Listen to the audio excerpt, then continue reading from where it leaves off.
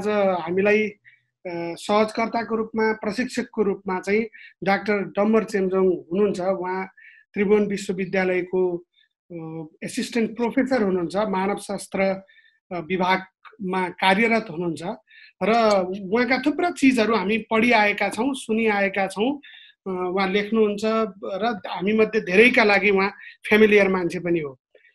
हामी यो पछिल्लो कोभिडले विश्वमा पारिरहेको प्रभाव र यस्ता जति पनि महामारीहरू आउँछन् त्यसलाई पुँजीवादका कारणले यस्ता महामारी मान्छेको अनुकूलताका लागि कसरी फेस गर्न सक्छ वा सक्दैन भन्ने कुरा चाहिँ निकै ठुलो चासोको विषय रहेको हुन्छ। हाम्रै नेपालमा पनि कोभिड-19 को जुन ढङ्गले यसको चाहिँ मुकाबिला गर्नुपर्थ्यो, सामना गर्नुपर्थ्यो, हाम्रो राज्य, हाम्रो सरकार चाहिँ त्यो ढङ्गले सामना गर्न काबिल भएन भन्ने एउटा मत छँदैछ र कतिपय मान्छेहरूले भन्छन् कि अमेरिकाले त सकेन, नेपालले के सक्नु भन्ने तर्क पनि सँगसँगै आएको छ।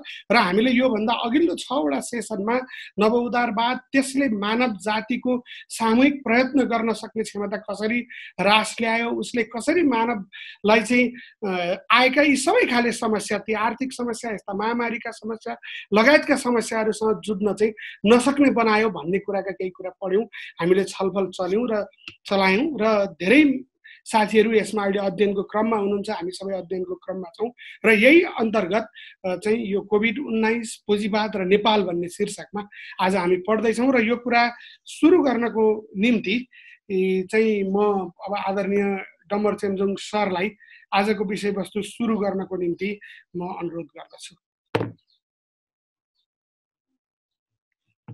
हस्, नमस्कार आशिष घिमिरेजी, खगेन्द्र प्रसाईजी, तपाईहरुको संस्थालाई धन्यवाद छ। अनि बडो यो एउटा समकालीन सन्दर्भमा कुरा गर्न पाइएको छ। अहिले यहाँले भर्खरै आशिषजीले भन्नुभयो जस्तो हाम्रो मानवता जो सामूहिकता छ त्यो सन्दर्भलाई अहिले कोभिड-19 यो महामारीले भयंकर असर गरेको अवस्था छ। अब आज मलाई दिएको शीर्षक चाहिँ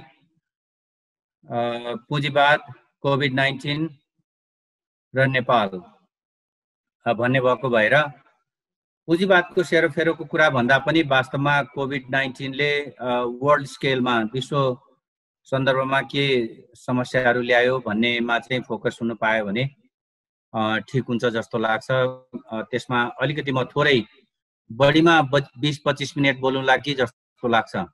अनि त्यसपछि हामी प्रश्न उत्तरमा गयौँ भने अलिकति राम्रो हुन्छ होला जस्तो लाग्छ। पथचालन गर्नेहरूले मार्क्स पढि ल्याएको अनि कार्ल मार्क्स पढेर कार्ल मार्क्सलाई रसियनमा अनुवाद गरेर, रसियनबाट अंग्रेजीमा अनुवाद गरेर, अंग्रेजीबाट हिन्दीमा आएर, हिन्दीबाट नेपालीमा यो पुँजी को अनुवाद पढेर अनि त्यो अनुसार अब पुँजीवादको बुझ्ने, व्याख्या गर्ने खालको चलनमा हामी छौं एक ढङ्गले। तर कार्ल मार्क्सले भनेको सबैभन्दा महत्त्वपूर्ण कुरा मलाई के लाग्छ, पुँजीको विश्लेषण, पुँजीवादको विश्लेषण यावत भन्दा पनि हरेक विचारहरू एउटा विशिष्ट उत्पादन प्रणालीले निर्धारण गर्छ धेरै हदसम्म, र त्यो विचारहरूलाई, त्यो वैचारिक प्रक्रियालाई हामीले विशिष्ट ऐतिहासिक, विशिष्ट राजनीतिक परिस्थितिको सन्दर्भमा हेर्नुपर्छ भनेर भन्ने कुरालाई एकदमै सान्दर्भिक लाग्छ। त्यसैले हिजोको विशिष्ट ऐतिहासिक, राजनीतिक, आर्थिक, सामाजिक परिस्थितिमा त्यो उत्पादनका सम्बन्धहरूमा जुन पुँजीको व्याख्या गरेको छ इन्डस्ट्रियल क्यापिटलिजम भित्र, औद्योगिक पुँजीवाद अन्तर्गत औद्योगिक पुँजीवादका विशेषताहरू र त्यो विशेषताभित्र कसरी त्यो औद्योगिक पुँजीवाद आफैमा नाशवान हुने विजन आफैभित्र कसरी समाहित गरेर आफैभित्र राखेर हिँडेको छ भन्ने कुरा कार्ल मार्क्सले एउटा विशिष्ट ऐतिहासिक, आर्थिक उत्पादन प्रणाली, सामाजिक उत्पादन प्रणालीको सम्बन्धमा त्यसको व्याख्या गरिकन भनिएको कुरा। आज हामीले हेरी ल्याउँदाखेरि त्यो विशिष्ट ऐतिहासिक र विशिष्ट राजनीतिक अवस्थाहरू परिवर्तित छ। त्यसो हुँदाखेरि अहिले हेर्दाखेरि अहिलेको पुँजीवादलाई चाहिँ हामीले वास्तवमा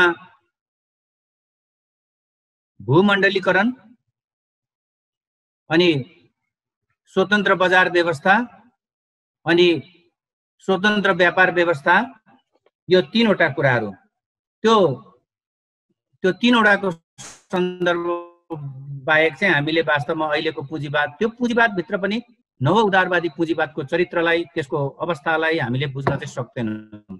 त्यो हिजो फ्री ट्रेड भन्दा पनि एक खालको कम्पिटिटिभ ट्रेड थियो होला, कम्पिटिटिभ इन्डस्ट्रियल क्यापिटलिजम थियो।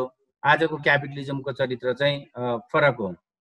सो हामी फ्री मार्केट भने पनि, फ्री ट्रेड भने पनि, both of these are extremely regulated by different laws. हामीले फ्री ट्रेड भनेपछि पनि जान सक्दैनौँ यहाँनिर एउटा क्यापिटलिस्ट सेन्टर्सहरूले बनाएको नियमहरूभित्र, उनीहरूको सिस्टमहरूभित्र बाँधिएर मात्रै वास्तवमा एक खालको कम्पिटिटिभ ट्रेडभित्रै छ। एनिवे, यो कुराहरू गरिराखेर अब मलाई कस्तो लाग्छ भने, हामी नेपालको व्यवस्थाको कुरा गर्यो भने, अब राज्यहरूको कुरा गर्यो भने भनौँ न, स्टेट, अहिलेको स्टेटको कन्डिसन्सहरू भनेको के हो? खास गरेर नव उदारवादी यो पुँजीवादले निर्माण गरेको खुला बजार र खुला व्यापार, त्यो भनेको क्यापिटलिस्ट सेन्टर्सहरूको, पुँजीवादी केन्द्रहरूको पक्षमा खुला बजार गर्ने र खुला व्यापार गर्ने र माइग्रेसन पनि त्यही अर्थमा नियन्त्रित गर्ने, तर त्यसलाई खुला भन्ने। कोभिड-19 यस्तो प्रब्लमको रूपमा आयो, यो महामारी यस्तो प्रब्लमको रूपमा आयो, यसले फ्री मार्केटलाई सस्पेन्ड गर्यो, यसले फ्री व्यापारलाई सस्पेन्ड गर्यो, निलम्बन गर्यो, उत्पादनलाई निलम्बन गर्यो मेरो बुझाइमा केही हदसम्म, र उत्पादनलाई ठप्प पार्यो, र circulation of goods and services, त्यो सेवा र वस्तुहरूको आदान प्रदानलाई पनि त्यति नै ठप्प पार्यो एक हदसम्म। सो हामी एउटा कन्ज्युमरको रूपमा, हामी आम नागरिकहरू संसारभरिको कस्तो खालको जीवनशैलीमा बाँचिराखेको थियौँ, त्यो जीवनशैलीलाई एक ढङ्गले पूर्णतः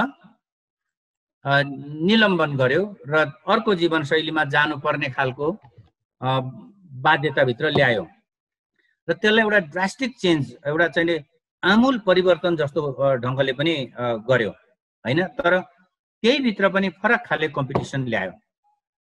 अब हाम्रो राज्यहरूको स्तरको कुरा गर्यो भने, यो राज्यहरूमा पनि कस्तो खालको अवस्था आयो त भन्दाखेरि,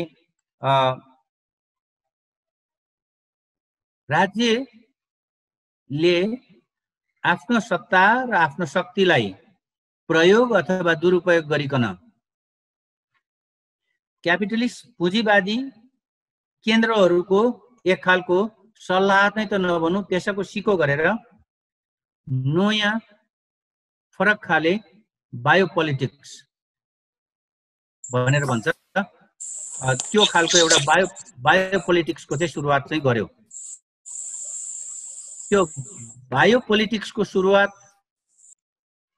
भन्दाखेरि जस्तो नेपालमा पनि तपाईँले देख्नुभयो, हिँड्न नपाउने, घुम्न नपाउने, टहलिन नपाउने, अथवा सडकमा निस्क्यो भने एक भनौँ न सुरक्षाको नाममा, त्यो तपाईँकै सुरक्षाको, व्यक्तिको सुरक्षाको नाममा एक ढङ्गले प्रहरीहरूले कारबाही गरेको, एक ठाउँमा उभ्याएको, सजाय दिएको, अनि बडेमानको सनासोले च्यापेर ठेलेर लगेको, बडो हेर्दाखेरि त्यो हामी अलिकति ख्याल ठट्टा गर्ने समाजकोहरूलाई चाहिँ बडो अब रमाइलो, त्यो भन्दा एउटा व्यक्तिलाई राज्य सत्ताले आफ्नो कब्जामा लिएर हिँडाउने कुरा, त्यो राख्ने कुरा चाहिँ गरेको पनि देखियो। त्यसैले एकदम फरक खाले बायोपोलिटिक्स सुरु गर्यो भन्ने मलाई चाहिँ लाग्छ। अब अलिकति कुरा गर्दाखेरि के गर्न चाहन्छु म भने हामी हेल्थ सेक्टरको कुरा गर्दाखेरि अघि अशेषजीले सुरु गर्नु भएको खालको पोइन्टमा अलिकति आउँछु म। यसले यो कोभिड-19 ले हामीमा अन्तर्निहित मानवता, मान्छे के गरेर कुनै व्यक्ति कसरी मानव हुन्छ भन्दाखेरि बेसिकली मानवताको परिभाषा हामीले अहिले यो विश्व मानव अधिकार, यो संयुक्त राष्ट्र सङ्घको मानव अधिकारका कुराहरूबाट मानव के हो भन्नेबाट हामीले अर्थ्याउन चाहिँ हुँदैन। मानव शास्त्रमा चाहिँ हामी त्यसरी अर्थाउँदैनौँ। मानव भनेको it is basically your collective consciousness and collective responsibility and your collective morality. सामूहिक एउटा नीतिवानता, नैतिकता भनौँ कि के भनौँ, मोरल भन्यो भने अब नैतिकता मात्रै त हुँदैन, त्यसको अर्थ ट्रान्सलेसनको प्रब्लम पनि होला। अनि सामूहिक चेत र सामूहिकता, कलेक्टिभिटी। हामी मान्छे हुनुमित्र मान्छे कसरी मानव हुन्छ त भन्दा त्यो सामूहिकताले गर्दाखेरि हुन्छ।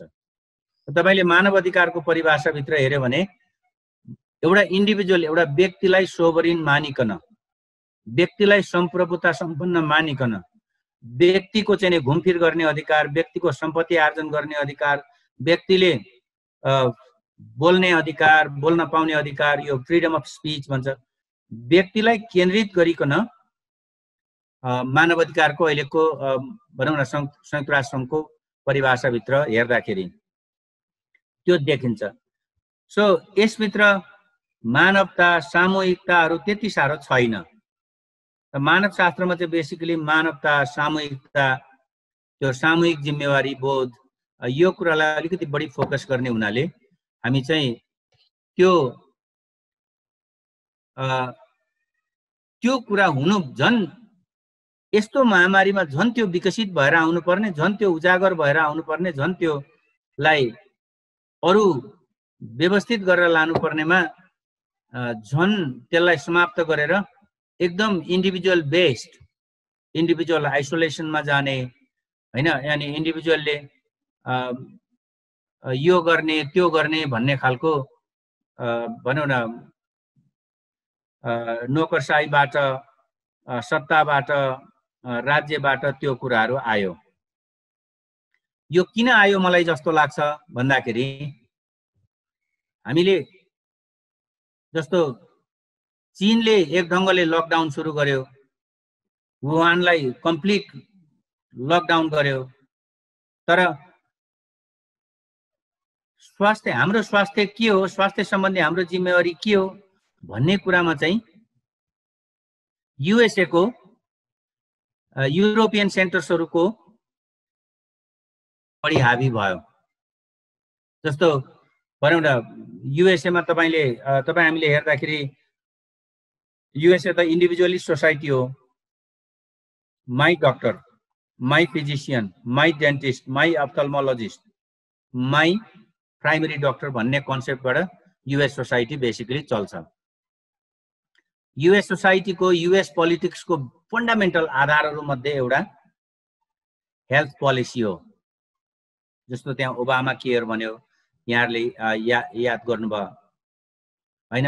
डोनाल्ड ट्रम्प आउने बित्तिकै ओबामा केयर भनेको चाहिँ पब्लिक हेल्थलाई अथवा इकोनोमिकली लोवर क्लासहरूले पनि हेल्थ इन्सुरेन्स भन्ने कुरा चाहिँ पब्लिकको जिम्मेवारी हो, स्टेटको जिम्मेवारी हो, फेडरल गभर्नमेन्टको जिम्मेवारी हो भनिकन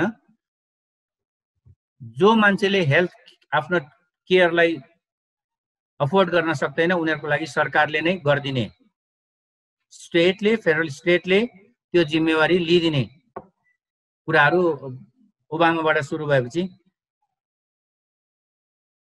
हेल्थलाई एब्सोल्युटली इन्डिभिजुअल लेभलमा बुझ्नेहरूले चाहिँ के सुरु गर्यो भने no, that is absolutely socialist, यो सोशलिस्ट टाइपको कुरा हो। हामी युएस सोसाइटी भनेको चाहिँ सोशलिस्ट होइन, इन्डिभिजुअलिस्ट हो भन्ने हिसाबले यो इन्डिभिजुअलहरू चाहिँ यसरी आफ्नो हेल्थको सम्बन्धमा आफै जिम्मेवार हुनुपर्छ र सक्नेले मात्रै एक खालको ट्रिटमेन्ट गर्ने हो र हेल्थ इन्सुरेन्समा जाने हो भनेर त्यो उनीहरूको बेसिक हामी इन्डिभिजुअल राइटको कुरालाई चाहिँ रिकग्नाइज गर्छौँ भनेर युएस कन्स्टिट्युसनले त्यो गरेको हुनाले गरेको होला जस्तो लाग्छ। त्यो हुँदाखेरि त्यहाँ चाहिँ इन्डिभिजुअल बेस्ड हेल्थ सिस्टम हुनाले गर्दाखेरि यसको परिणाम के भयो भने इन्डिभिजुअलाइज हेल्थ सिक्युरिटी भएको ठाउँमा चाहिँ हेल्थ इन्सुरेन्स भएको ठाउँहरूमा चाहिँ मृत्यु दर पनि एकदमै बढी भयो। अघि मृत्यु दर पनि एकदमै बढी भयो। अनि तपाईले युएसमा हेर्यो, उता युरोपियन देशहरूमा हेर्यो, बेलायतमा हेर्यो, अरू देशहरूमा हेर्यो, अलिकति इन्डिभिजुअलाइज सोसाइटीहरूमा बढी मृत्यु दरहरू। यता हामी एसियामा साउथ इस्ट एसियालाई हेर्यौं, सोसाइटीका हिसाबले पनि अलिकति कलेक्टिभिटी, अलिकति मोरालिटी, सोसियबिलिटी, सोसियल रेस्पोन्सिबिलिटीहरू फिल गर्ने, निस्किँदा पनि मास्क नलाइकन ननिस्किने जस्तो यो खालको सोसाइटीहरूभित्र धेरै अलिकति पर्फर्मेन्स चाहिँ राम्रो देखिएको छ डिल गर्नमा। फुल्ली प्रोडक्सनका हिसाबले र डिस्ट्रिब्युसनका हिसाबले, मार्केटका हिसाबले एकदमै क्यापिटलिस्ट लागे पनि साउथ इस्ट एसियाका सोसाइटीहरू, चाइना लगायत भनौँ न साउथ एसियाको सोसाइटीहरू अनि इस्ट एसियाको सोसाइटीहरू चाहिँ सोसियल हिसाबले चाहिँ अलिकति कलेक्टिभिटीमा, एकअर्काप्रतिको रेस्पोन्सिबिलिटीमा अनि जुन परिवारमा विश्वास गर्ने, नाताहरूमा पनि विश्वास गर्ने भएको हुनाले यो कोभिड-19 को प्रब्लमलाई डिल गर्ने कुरामा पनि एसियन देशहरू यतापट्टि अलि बढी सफल भएको हो कि भन्ने मलाई जस्तो लाग्छ। यो सम्बन्धमा अलिकति पहिला मैले लेखेँ पनि। तपाईको साउथ इस्ट एसिया र इस्ट एसियाले त मृत्यु दर बिलो 1% इन्फेक्टेडहरूमा महामारीले यो कोभिड-19 ले छोएका बिरामीहरूमा मृत्यु दर 1% भन्दा तल राख्न सकेको छ। चाइना बाहेक, चाइना मात्रै सबभन्दा पहिला भयो। सबभन्दा पहिला भएको हुनाले पनि उसको झनै मेरो विचारमा 2% प्लस जस्तो मात्रै छ, 3 पनि छैन होला जस्तो लाग्छ। त्यो चाहिँ म कन्फर्म भएन, तर अरू देश चाइना बाहेक अरू सबैमा बिलो 1% हो। तर हामी युएसए हेर्यौं, जस्तो बेलायतमा त एबोभ 10% गयो, स्पेनमा पनि, फ्रान्समा पनि, अनि तर जर्मनी चाहिँ भनौँ न बिट्विन 2 and 3% मा बस्यो। त्यो जर्मनीको एउटा हेल्थ पोलिसीहरू राम्रो भयो भन्ने छ। जस्तो भनौँ न त्यहाँको सार्स 2012 को सार्सलाई डिल गर्ने जो एपिडेमियोलोजिस्ट हुनुहुन्थ्यो जर्मनीमा, उहाँकै लिडरशिपमा अहिलेको महामारी पनि डिल गर्ने कुरा, त्यो पोलिसी बनाउने कुरा र कोअर्डिनेट गर्ने कुरा चाहिँ उहाँ नै हुनुभयो भनेर भन्छ। त्यो हुँदा पनि पुरानो एक्सपिरियन्सले पनि अहिले डिल गर्न सजिलो भयो भनेर भन्छ। त्यसो हुँदा यो भनौँ न नेपालमा चाहिँ के भयो? नेपालको कन्टेक्स्टको कुरा गर्यो भने मलाई लाग्छ नेपाललाई कस्तो खालको भनौँ न हाम्रो देश चाहिँ कस्तो भन्ने हो? पुँजीवादी भन्ने कि भनौँ न मार्केट नियन्त्रित, फ्री मार्केट नियन्त्रित भन्ने कि अथवा फ्री ट्रेड नियन्त्रित भन्ने कि ट्रेडको कुरामा पनि भरे आउँला। बडा गजब छ। अहिले यो होल ट्रेडलाई सस्पेन्ड गरिराखेको बेलामा अरू देशमा जस्तो चीन र युएसए बीचको ट्रेड पोलिसीको कुरा गर्यो भने 5% मात्रै पनि कस्टम ड्युटी उनीहरूले इन्क्रिज गर्यो भने त्यो चाहिँ व्यापार युद्धको परिणाम हो। अमेरिकाले चीनको प्रोडक्टमा 10% मात्रै कस्टम ड्युटी थप्नु भनेको, भन्सार थपिदिनु भनेको चीनको उत्पादन चाहिँ नबिकोस् र चीनको प्रोडक्सन सिस्टम चाहिँ खत्तम होस् भनेर त्यो ट्रेड वारको परिणाम हो। नेपालमा चाहिँ अहिले भारतसँगको सम्बन्ध त्यस्तो छ, तर त्यही भारतमा उत्पादन भएको कारमा नेपाल सरकारले भन्सार थपिकन यता आफ्नोमा राजस्व वृद्धि गर्न पर्नेछ। भनेपछि नेपालको इकोनोमी कस्तो दया लाग्दो छ हेर्नुहोस् न। आफैमा प्रोडक्सन गर्ने, आफैमा केही चाहिँ प्लान्टहरू सिर्जना गर्ने तर्फ सोच छैन। जति बेला पनि बाहिरबाट ल्याउने टी सर्टहरूमा अलिकति भन्सार थपेर अहिलेको विश्व व्यापारको व्यवस्था भन्दा उल्टा कुरा हामी त त्यो केही बुझिराखेकै छैन जस्तो। हामी प्रिमिटिभ स्टेजमै छौँ। हिजो इन्डस्ट्रियल क्यापिटलिजमको बेलामा जसरी त्यो फरक खालको नीति थियो, त्यति बेलाको भन्दा पनि पुरानोमा छौँ कि जस्तो। हामीले इन्डियाको सामानमा त्यहाँको भन्सार दर थप्नु भनेको हामी चाहिँ यहाँ राजस्व वृद्धि गर्नलाई गरिराखेका छौँ, जबकि विश्व अर्थतन्त्रको लागि चाहिँ ट्रेड वारको परिणाम हुनुपर्छ त्यो। सो हाम्रो खालको के भन्ने, अब free market based, free trade based त्यो नव उदारवादी पुँजीवाद छ कि यो छ कि त्यो छ कि भनेर भन्दा पनि मैले अघि सुरुमा जुन भने हामी चाहिँ केमा छौँ त, केमा पनि छैनौँ जस्तो लाग्छ। अनि यो अलिकति सर्कास्टिकली मैले भन्ने गरेको छु जस्तो भनौँ न। यो हामी नेपालमा अहिलेको सत्तालाई हेर्दाखेरि पनि, अहिलेको राज्य व्यवस्थालाई हेर्दाखेरि पनि अहिले 2/3 सरकार होइन, 2/3 अलमोस्ट 2/3 को राम्रो मेजोरिटीको सरकार छ। मार्क्सवादी भनौँ न, समाजवाद उन्मुख मार्क्सवादी सत्ता छ। त्यो मुखमा मात्रै मार्क्सवाद, अनि चिन्तनमा पुरै सामन्तवाद, अनि हाम्रो जीवनशैलीका कुराहरूमा पुरै पुँजीवादी बजार व्यवस्था। यो 3 खालको मिश्रित हामी लामो समयसम्म त अर्ध औपनिवेशिक, अर्ध सामन्ती, अर्ध पुँजीवादी उत्पादन प्रणालीमा छौँ भन्थ्यौँ। आजकल भन्न छोडेका छौँ, तर हामी बेसिकली चिन्तनका हिसाबले अर्ध औपनिवेशिक पनि छौँ, अर्ध सामन्ती पनि छौँ, अर्ध पुँजीवादी पनि छौँ। त्यो सबै सामाजिक सांस्कृतिक रूपमा हेर्दाखेरि यो सबै कुराहरू देखिन्छ। आर्थिक रूपमा हेर्दाखेरि पनि मैले यहाँहरूलाई भनिहालेँ अघि, नियमका कुरा, त्यो भन्सार लगाउने कुराहरू, त्यसमा पनि चाहिँ त्यस्तो देखिन्छ। सो कोभिड-19 लाई डिल गर्ने कुरामा मलाई चाहिँ सबभन्दा अब एक ढङ्गले हाम्रो कस्तो राज्य हो, कस्तो सत्ता हो, कस्तो सरकार हो भन्ने कुरा एकदमै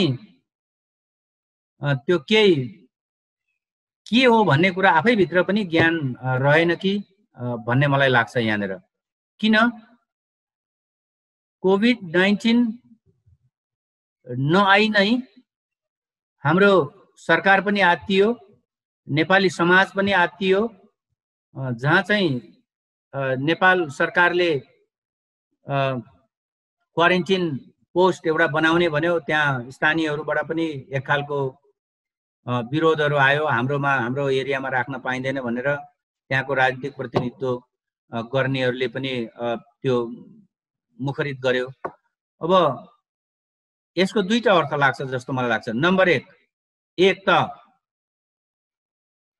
नेपाली राज्य व्यवस्था र नेपाल सरकारप्रतिको विश्वासको सङ्कटले पो त्यसो भन्यो कि भन्ने पनि लाग्छ। अर्को कुरो, हामीमा अघि अशेषजीले भन्नुभएको जस्तो यो कोभिड-19 ले हामीभित्र भएको जुन मानवता छ, सामूहिकता छ, त्यो भाव नै समाप्त पारेर पो एक मानवहरूले अर्को मानवहरूलाई बिरामी हुँदा अथवा अभर पर्दा सङ्कटका बेलामा कसरी सहयोग गर्ने भन्ने खालको त्यो भाव नै मृतप्राय भएर पो त्यस्तो खालको विचार आयो कि होइन।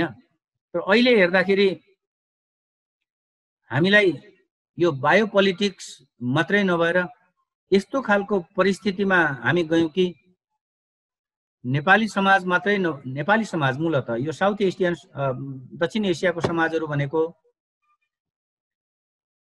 आफ्नो घर परिवारको मृत्यु हुँदा, कसैको मृत्यु हुँदा सारा नाता व्यवस्था, परिवारका सबै सदस्यहरू, कुटुम्ब पनि कुल पनि, आफ्नो कुल भित्रको पनि र कुटुम्ब भित्रको पनि सँगै भेला हुने पद्धति, सँगै सद्गत गर्ने पद्धति, यो कुरालाई समाप्त पारेर अब कोभिड-19 का केसमा मृत्यु भयो भने चाहिँ तपाई समाज त्यहाँ देखा पर्नु भएन, परिवार त्यहाँ देखा पर्नु भएन, त्योबाट टाढा जानु पर्यो, त्यो देख्न पनि पाउने स्थिति भएन, छुने कुरा सद्गत भएन। भनेको हामी मानवशास्त्रमा चाहिँ के भन्छौँ भने मृत्यु भनेको समाजको अन्त्य र व्यक्तिको अन्त्य, व्यक्तिको अन्त्य निश्चित रूपमा हो, तर समाज र मानवीयता र संस्कृतिको पुनः नवीकरण, पुनरुत्पादन हुने प्रक्रिया हो वास्तवमा मृत्यु भनेको। मृत्यु समाजको अन्त्य जस्तो लाग्छ मान्छेहरूलाई, त्यसैले रुन्छ, कराउँछ, वेलिङ भन्छ नि अंग्रेजीमा, एकदम फलाक्छ। तर that is also the re-beginning, restarting of your society. व्यक्ति समाप्त हुँदाखेरि समाज समाप्त भयो कि भन्ने हुन्छ। तर त्यो अनेक खालको रिचुअलहरू हुन्छ, त्यहाँ अनेक खालको भाग लिने मान्छेहरू हुन्छ हैन, पूजा पाठ हुन्छ अथवा आफ्नै खालको भनौँ न परम्परा अनुसारको अनुष्ठानहरू सम्पन्न गरेर मृत्यु संस्कारलाई सम्पन्न गरिन्छ। भनेपछि त्यो सम्पन्न गरिने जुन मृत्यु संस्कार छ त्यसमा भइने भेला छ, त्यसमा जुन मटेरियल खर्चहरू हुन्छ, हाम्रो श्रम खर्च हुन्छ, मार्क्सवादी दृष्टिकोणमा हेर्दाखेरि त्यो श्रमले त्यो समाजलाई, त्यो नाता पद्धतिलाई, त्यो पारिवारिक व्यवस्थालाई फेरि नवीकरण गरेर लान्छ।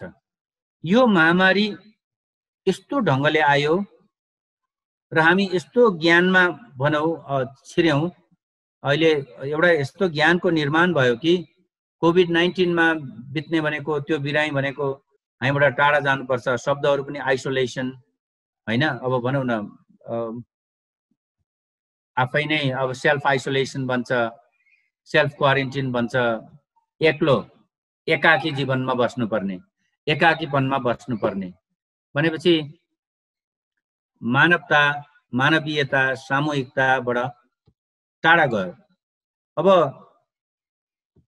अहिलेको जस्तो भनौँ न नयाँ बायोमेडिकल, यो एकदमै नियो लिबरल बायोमेडिकल पोलिटिक्स भित्र हामी नभएको भए, अब यो बायोमेडिक्सले बेसिकली निर्धारण गर्ने कुराहरू भयो हैन। हिजो पनि त्यस्तो आएको छ, महामारीहरू नआएको त होइन, तर केही हदसम्म परिवारकै सबै समाप्त भएर जाँदाखेरि मात्रै हैजा सर्ने सम्भावना, योभन्दा भयङ्कर ठुलो बिफरहरू सर्ने सम्भावना, त्यो महामारी भित्र पनि हाम्रो सामाजिकता त्यति साह्रो समाप्त भएको थिएन होला, अशक्तै भएको स्थितिमा मात्रै हो। तर अहिलेको बायोमेडिकल भनौँ न नलेजले प्रुफ गरेको कुरा के हो भने हामी मास्क लगायौं अथवा चाहिँ स्यानिटाइजरहरू युज गर्यौं, अलिकति टाढा डिस्टेन्स, यो फिजिकल डिस्टेन्सहरू, दूरीहरू मेन्टेन गर्यौं भने हामीलाई सर्ने सम्भावना कति होला? अघि हामी दीर्घ रोगी छैनौं, अरू रोगहरूबाट हामी अरू रोगहरूबाट पीडित छैनौं भने सर्ने सम्भावना निकै नै कम हुने भयो। सरेपछि पनि त्यहाँबाट मृत्यु हुने सम्भावना अहिले हाईएस्ट देख्दाखेरि पनि 12-14% हुने भयो हैन। तर यो साउथ इस्ट एसियाको र इस्ट एसियाको केसेसहरू हेर्ने हो भने चाहिँ हामी कति मात्रै देख्छौं? बिलो 1% मात्रै देख्छौं। भनिसकेपछि किन हाम्रो सामाजिक विशेषताहरू के छ? मास्क लगाएर हिँड्ने, एकअर्कामा भनौँ न समाजले भनेको एउटा सामूहिक निर्णयबाट आएको कुराहरूलाई मान्ने, यो म बार बार किन गरिराखेको छु भने 1818 मा जुन महान त्यो ठुलो महामारी आयो, जसलाई स्पेनमा सबभन्दा धेरै 60 लाख जति मरेको हुनाले स्पेनिस फ्लू भने, तर त्यो कान्सासबाट सुरु भएको थियो युएसए को। अर्को वर्ष घुमेर फेरि युएसएमै फर्केर त्यो महामारी आउँदा 1819 मा क्यालिफोर्नियातिर सान फ्रान्सिस्कोमा मास्क अनिवार्य लाएर हिँड्नुपर्ने, मास्क नलाउनेलाई खुट्टामा गोली ठोक्ने आदेशसम्म पनि त्यति बेला चाहिँ थियो। त्यो उनीहरूको, मेरो इन्डिभिजुअल राइटको कुरा, मेरो स्वार्थ हुन्छ, मैले लाउँदिनँ। अहिले पनि तपाईँ युएसए को होइन माथिल्लो लेभलको पोलिटिसियनहरू खास गरेर रिपब्लिकनहरूमा लगाइराखेको चाहिँ देखिन्न। मैले यो सन्दर्भको यहाँनिर किन कोट्याउनु खोजेको भने हामी यस्तो सरकार, यस्तो राज्य, न्यू लिबरल स्टेटमा यस्तो खालको भयौँ कि एक जो मजदुरी गरेर खाने उमेरका छन्, दक्ष होइन, यो कामदार, सक्रिय, कामका हिसाबले सक्रिय उमेर समूह जनशक्ति जो देशका विभिन्न भागहरूबाट काठमाडौँमा आएर बसेका थिए, हगि उनीहरूले यहाँ 15 दिन काम, 20 दिन काम बिना बस्नु पर्दाखेरि उनीहरू भोकै रहनु पर्ने सम्भावना र भोकै भएपछि अरू रोगले च्याप्ने सम्भावना चाहिँ उनीहरूलाई 100% हुन्थ्यो भने कोभिड-19 कै कुरा बीचमा पनि उनीहरूले काम गरिरह्यो भने मानिलिउँ त्यो फ्लूले भेट्ने सम्भावना 60-70% हुन्थ्यो भने पनि त्योबाट ज्यानै जाने थला पर्ने सम्भावना चाहिँ 2% हाम्रो यो साउथ एसियाको कन्टेक्स्ट, भनौँ न एसियन कन्टेक्स्टहरूमा हेर्दाखेरि मात्रै छ। त्यसो हुँदाखेरि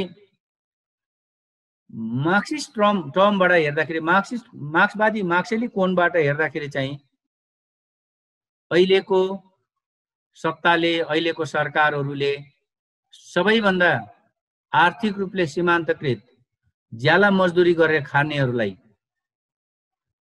एकदमै उनीहरूको समस्यालाई चाहिँ नजरअन्दाज गरेर देख्न पनि देखेन जस्तो लाग्छ।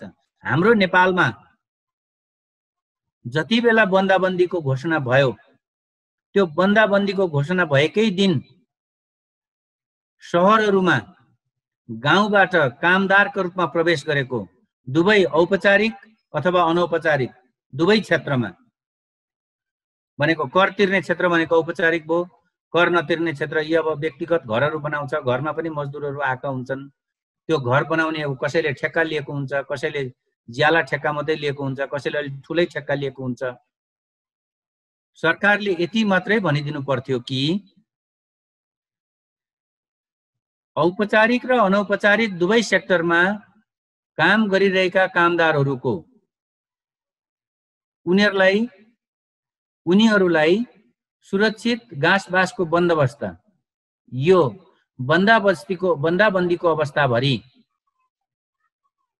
रोजगारदाताले गर्नुपर्नेछ र राज्यले अथवा सरकारले सहयोग गर्नुपर्ने सन्दर्भमा बन्दाबन्दीकै क्रममा वा बन्दाबन्दी समाप्त भएपछि त्यसरी रोजगारी उपलब्ध गराउने र त्यसरी मजदुरहरूलाई संरक्षण गर्ने, खानपिनको बन्दोबस्त गर्ने, जीवनको एउटा चाहिँ बाँच्ने बन्दोबस्त गर्ने, आश्रयको बन्दोबस्त गर्ने सन्दर्भमा राज्यले सहयोग गर्नेछ मात्रै भनिदिएको भए, त्यो आदेश मात्रै आएको भए पनि मजदुरहरू यहाँबाट 15 दिन हिँडेर कैलाली पुग्नुपर्ने थिएन, यहाँबाट हिँडेर चाहिँ बर्दिया पुग्नुपर्ने थिएन, हिँडेर सर्लाही पुग्नुपर्ने थिएन। कतिपय अर्थमा आधा बाटो हिँडे, कोही मनकारीहरूले, कोही सामूहिक भावना भएकाहरूले भनौँ न ट्रकमा चढाएर यो उ गरेर अथवा बीचबीचमा खानापिना दिएर पठाएको पनि देखियो।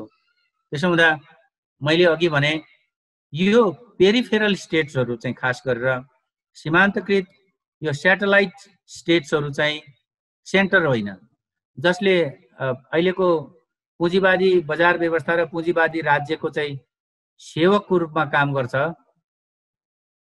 यस्तो स्टेटहरू एकदमै असक्षम देखियो। अहिले कोभिड-19लाई आर्थिक रूपमा सामाजिक रूपमा कसरी संरक्षण गर्ने, उपचारका कुरा छोडिदिउँ। अघि मैले हेर्छु अरू देशहरूमा के भइरहेछ भने, जस्तो हङकङमा हेर्छु, हङकङ पनि एउटा स्पेशल एडमिनिस्ट्रेटिभ रिजन हुँदाखेरि त्यहाँ पनि that is also led by women, Carrie Lam हुनुहुन्छ। अघि साना भन्दा साना रेस्टुराँहरू इन्टरप्रेनरहरूलाई त्यहाँको सरकार त बलियो छ, आम्दानी छ, त्यसो हुँदाखेरि रेस्टुराँहरू बन्द नगर्ने र चालु राख्नेहरूले यसो गर्नुपर्छ, भनौँ न, मास्क लाउनुपर्छ, स्यानिटाइजर अनिवार्य, होइन, त्यो टेम्परेचर हेर्ने गन राख्नु अनिवार्य, यो सारा, अनि 6 फिट भनौँ न 2-3 मिटरको डिस्टेन्समा चाहिँ मात्रै कस्टमर बस्न पाउने। तर त्यति मात्रै चलाउने मात्रै अनुमति होइन कि व्यापार बन्द तिमीहरूको घटेको अवस्थामा 6 महिनाका लागि तिमीहरूको कतिवटा कामदारहरू छन्, तिनीहरूको आधी तलब सरकारले दिनेछ हरेक महिना। यहाँ त हामी काठमाडौँमा त भनौँ न के भयो एक खालको फरक भयो भनौँ न। अब सर अलिकति इन्टरप्ट गरेँ, यहाँ दुईटा क्वेसन आएको छ, त्यो क्विकली दुईटा क्वेसनमा पनि जाउँ, अरू क्वेसनहरू पनि क्रमशः आउन थाल्छ। करिब 40 मिनट भएछ र अब हामी थप अगाडि बढ्दै जान्छौँ। एउटा क्वेसन चाहिँ छ, सरले सुरुमै उठाउनु भएको यो मोरालिटीको जुन प्रश्न छ, यो सुलभ जङ रायमाझीले गर्नुभएको, there are many disciplinary perspectives to view morality, so what is your take on morality or how does an anthropologist understand morality भन्ने एउटा क्वेसन छ। अर्को चाहिँ नवीन ढुङ्गानाले झापाबाट सोध्नु भएको छ, यो बायोपोलिटिक्सलाई अलिक क्लियर बनाइदिनु पर्यो र बायोपोलिटिक्सलाई चाहिँ relating to human relation and social interaction यो बताइदिनु पर्यो भनेर अघि सरले उठाउनु भएका दुईटा महत्त्वपूर्ण मुद्दामा उहाँहरूको प्रश्न छ। मोरालिटीको कुरामा चाहिँ हामी भनौँ न मानवशास्त्र र समाजशास्त्रले बाहेक अरूले त्यति कुरा गर्छ जस्तो लाग्दैन। समाजशास्त्र पनि एकदम बजार केन्द्रित एक खालको समाजशास्त्रले पनि त्यति आजकल मोरालिटीलाई फोकस गर्छ जस्तो लाग्दैन। तर हामी 20th सेन्चुरीको सुरुमा European French social scientist Emile दुर्खाइमबाट मोरालिटीलाई बढी आउँछ सोशल कन्टेक्स्टमा हेर्ने कुरा चाहिँ। How human beings become human, how these individuals become human भन्दाखेरि it is basically the collective responsibility and collective conscience that makes individuals as moral persons भनेर भन्छ।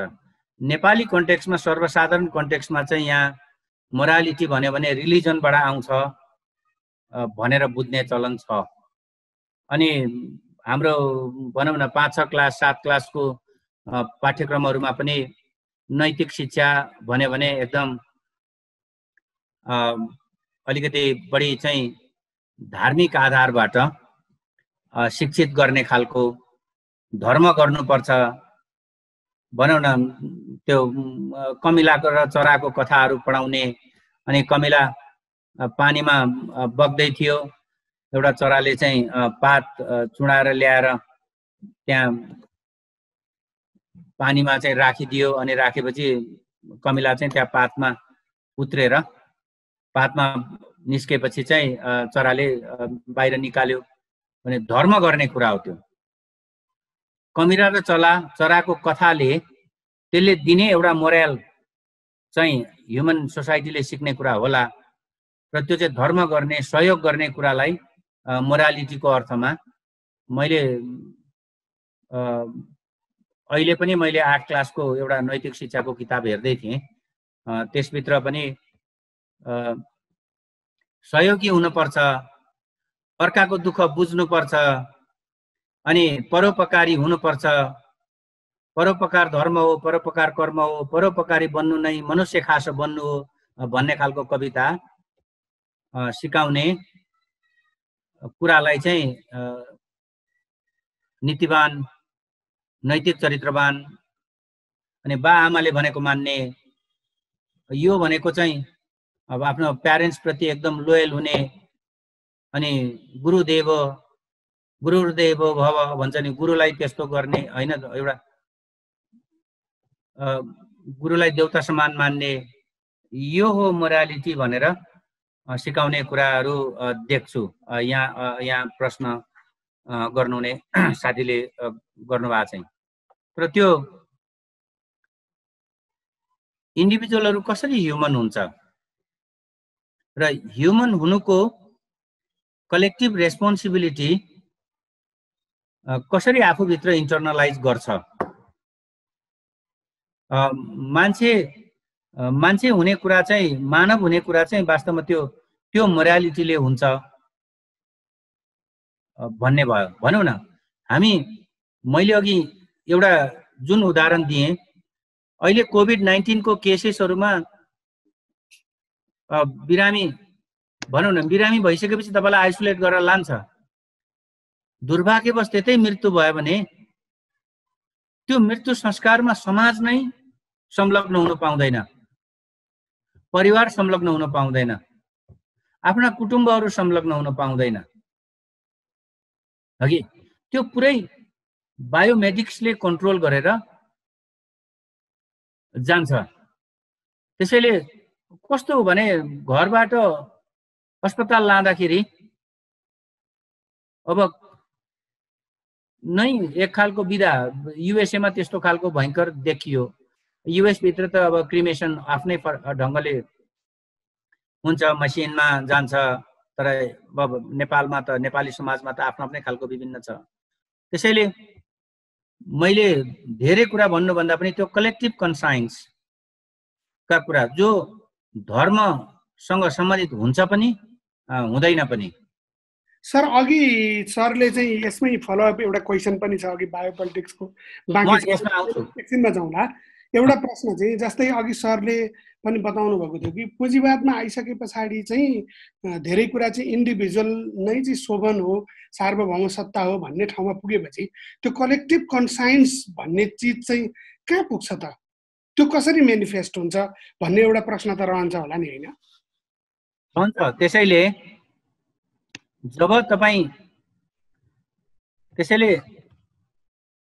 त्यो कलेक्टिभिटी भन्ने कुरा नाश हुँदै जाँदाखेरि नै हामी एकदम मसिन लाइक हुँदै जान्छौँ, एउटा खालको कन्ज्युमर मात्रै हुँदै जान्छौँ, होइन? अनि त्यो मोडर्न इकोनोमिक्सको फाउन्डरको रूपमा लिन्छ आदम स्मिथलाई। अब उहाँले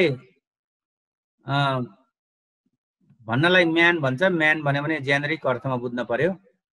ह्युमन्स आर ऱ्यासनल एनिमल्स भन्छ, होइन? त्यो ऱ्यासनलिटी पनि एकदम इन्डिभिजुअल ऱ्यासनलिटीको आधारमा मात्रै डिफाइन गर्ने चलन भयो। त्यहाँबाट चाहिँ इकोनोमिक्सले हामी इकोनोमिक सेन्ट्रिक अर्थशास्त्र केन्द्रित परिभाषामा एकदमै त्यतैतिर मात्रै लागिसकेपछि चाहिँ मान्छे के हो भन्ने, सिर्फ मान्छे भनेको द्रव्य पिशाच मात्रै हो, एउटा द्रव्य पैशाचिक प्राणी मात्रै हो भन्ने हिसाबमा हाम्रो चिन्तन चाहिँ त्यतापट्टि मोडिएर गयो। त्यसैले हामी भित्रको ह्युम्यानिटी, हामी भित्रको त्यो हिस्टोरिसिटी, समाज, मान्छे के हो, मानवता छ कि छैन त? के पैसाको लागि मात्रै मान्छे ऱ्यासनल हुन्छ त, विवेकशील हुन्छ त?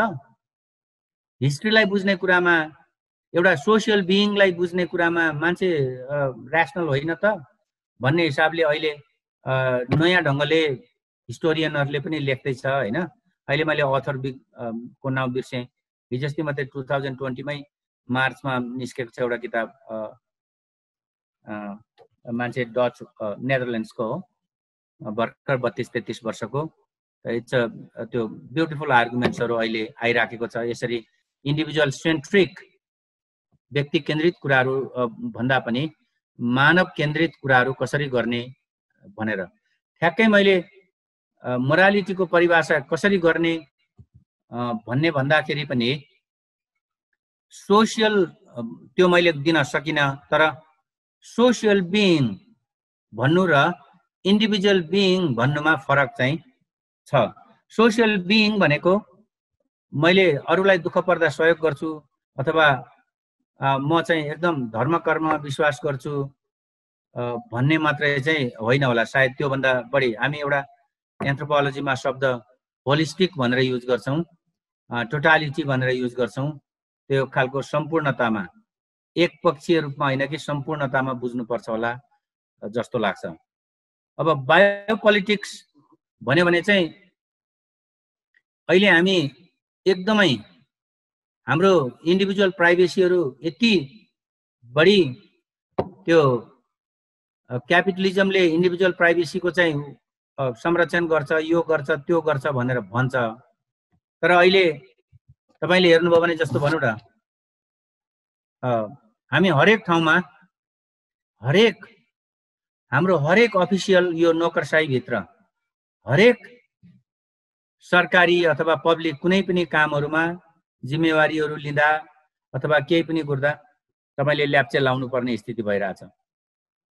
हुँदा हुँदा हामी यति निरक्षर र यति कमजोर हुँदै गयौं कि मसिन लाइक तपाई यो सरकारी कार्यालयहरुमा प्राइभेट कार्यालयहरुमा पनि ल्याप्चे लगाएर अब जागिर खाने कुरा हुँदा हुँदा ल्याप्चे लाउनु नपरोस् भनेर बाआमाले बाजे बजाइले बडा दुःख गरेर पढाए, दुःख गरेर अनि यो उहाँहरुले सम्भवतः ल्याप्चे लाउनु पर्यो होला जिन्दगीमा। अनि हामी ल्याप्चे लाउनु नपरोस् भनेर आयौं। यहाँ टियुले सम्म ल्याप्चे लाउने निर्णय गर्यो हगि। अब हेर्नुस् है समस्या कहाँनिर छ। यो त त्यो ल्याप्चे लाउने मेसिन कुनै व्यापारिक घरानाका मान्छेहरुले अब आयात गरेर ल्याए, हुन सक्छ चाइनाबाट ल्याए अथवा कहाँबाट ल्याए हैन। अब यो ल्याउने साथीहरु पनि चिनिन्छ तर यहाँ नाम नभनौं, नाम बनाउने मुद्दा लाग्छ हगि। अनि विश्वविद्यालयले निर्णय गर्यो अब विश्वविद्यालयको शिक्षाको गुणस्तर र पठन पाठनलाई अझ व्यवस्थित गर्नका लागि हरेक अफिसमा त्यो ल्याप्चे लाउने त्यो बायोमेट्रिक मसिन राख्ने पार्ट अफ बायोपोलिटिक्स। स्टेटले जति बेला पनि यहाँलाई आफ्नो नियन्त्रणमा राख्न खोज्छ, आफ्नो सत्ताको छत्रछाया भित्र राख्न खोज्छ बायोपोलिटिक्स। बायोपोलिटिक्समा बढी काम गर्नेहरु मार्क्सिस्टहरु हो। फुको, इटालीको अगाम्बेन भन्ने छ जोर्जियो अगाम्बेन। जोर्जियो अगाम्बेनलाई युएस युनिभर्सिटीले बोलायो अघि टक दिनका लागि। अब पछि उहाँले भिसाको प्रोसेसमा जाँदाखेरि त यो मात्रै होइन यो सबै हाल्नु पर्ने रहेछ। मैले सारा मेरो शरीरको आइडेन्टिफिकेसन र आइडेन्टिटी दिएर तिमीहरुसँग मेरो कुरा सुनाउनु छैन, म यतै बोल्छु त्यता सुन। युएसए जानु भएन के। सो बायोपोलिटिक्स चाहिँ फेरि यो स्टेटले कन्ट्रोल गर्न खोज्छ। अलिकति फरक हो। अघिको मानवीयता त्यो रेस्पोन्सिबिलिटी त्यो कलेक्टिभ मोरालिटीको कुरा भन्दा अलिकति फरक हो यो। स्टेटले हामी सबै इन्डिभिजुअललाई आफ्नो कन्ट्रोलमा राख्न खोज्छ। हामी इन्डिभिजुअलहरु आफ्नो सोभरिन, मेरो सारा कुरा स्टेटसँग किन हुनुपर्ने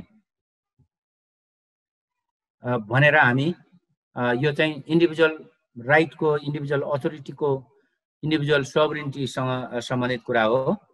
तर बायोपोलिटिक्स अब यसो गर मास्क नलाई हिन्नेले मास्क नलाइकन हिन्यो भने यो कारबाही हुन्छ, ऊ कारबाही हुन्छ, यति डलरसम्म जरिवाना हुन्छ। जस्तो अब सिंगापुरहरु अलिकति अथोरिटेरियन स्टेट छन्। स्टेटहरु अथोरिटेरियन हुँदाखेरि कोभिड-19 लाई राम्रोसँग अथोरिटेरियन त नभनौं, अलिकति टु सम एक्सटेन्ट एक खालको अर्कै खालको सक्षम। हाम्रा चाहिँ अथोरिटेरियन हुन बल पनि गर्ने अनि स्टेटले दिनुपर्ने सहयोग गर्नुपर्ने क्षमता देखाउनु पर्ने कुरामा केही पनि क्षमता पनि देखाउनु चाहिँ नसक्ने जस्तो। तर के कारबाही गर्ने बेलामा चाहिँ अब अरूतिर नदेखेको सनासोहरू नेपालमा आएर इन्डियामा देखियो नि त, त्यो च्याप्ने हैन, इस्ट एसियामा देखिएन त, त्यस्तो खालको भएन।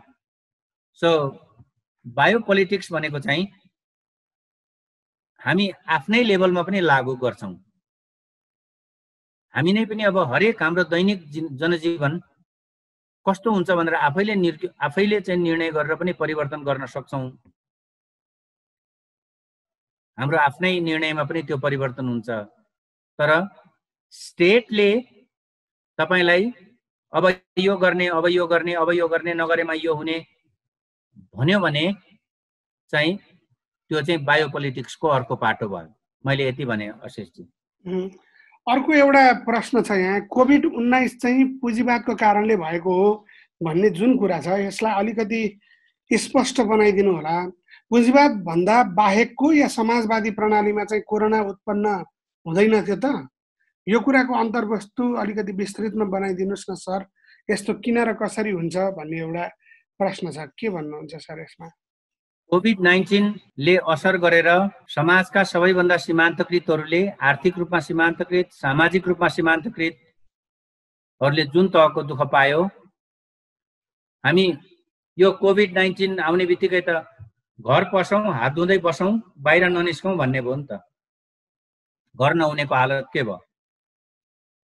अनि आधा घण्टामा साबुन पानीले हात धौँ। काठमाडौँको सवालमा कति एकदम बडो अचम्म लाग्दो सुनियो नि। दिनभरिमा सफा पानी खाने बन्दोबस्त छैन। मजदुरी गरेर खानेहरूलाई खाने पानीको बन्दोबस्त पुर्याउन सकिएको छैन। झन्नै अब हात धुन पर्ने भयो क्या साबुन पानीले। त्यो आफैमा पनि हाँस उठ्दो असर पर्ने कुरामा पुँजीवादी व्यवस्थाका कारण त्यो असरलाई घटाउन र घटाउन सकेन धेरै समाजहरूमा। तर पुँजीवादी व्यवस्था, यो नवउदारवादी पुँजीवाद, यो फ्री मार्केट, यो कुराले चाहिँ बढेको उत्पत्ति भएको भन्ने चाहिँ मलाई लाग्दैन। बरु एकदम ओपन मार्केट र ओपन सोसाइटीहरू र पुँजीवादी भनौँ न, यसले सबैभन्दा असर कहाँ गर्यो? द क्यापिटल अफ क्यापिटलिजम भनेर न्युयोर्कलाई हामीले भन्थ्यौं। न्युयोर्कमा अत्यन्त ठुलो क्षति गर्यो न्युयोर्क सिटीमा। अघि न्युयोर्क स्टेटमा भन्दा पनि म्यानह्याटनलाई, न्युयोर्क सिटीलाई चाहिँ बिग एप्पल भन्छ। That is the capital of capitalism भनेर भन्ने चलन छ। वाल स्ट्रिट त्यहीँ छ हैन, सबै त्यहीँले कन्ट्रोल गर्छ विश्वको फाइनेन्सियल क्यापिटलिजम, यो वित्तीय पुँजीवादलाई। हामी पनि अहिले वित्तीय पुँजीवादमा एक ढङ्गले हामी तपाईँ सबै नै पुँजीवादी हो कि जस्तो पनि लाग्छ। त्यो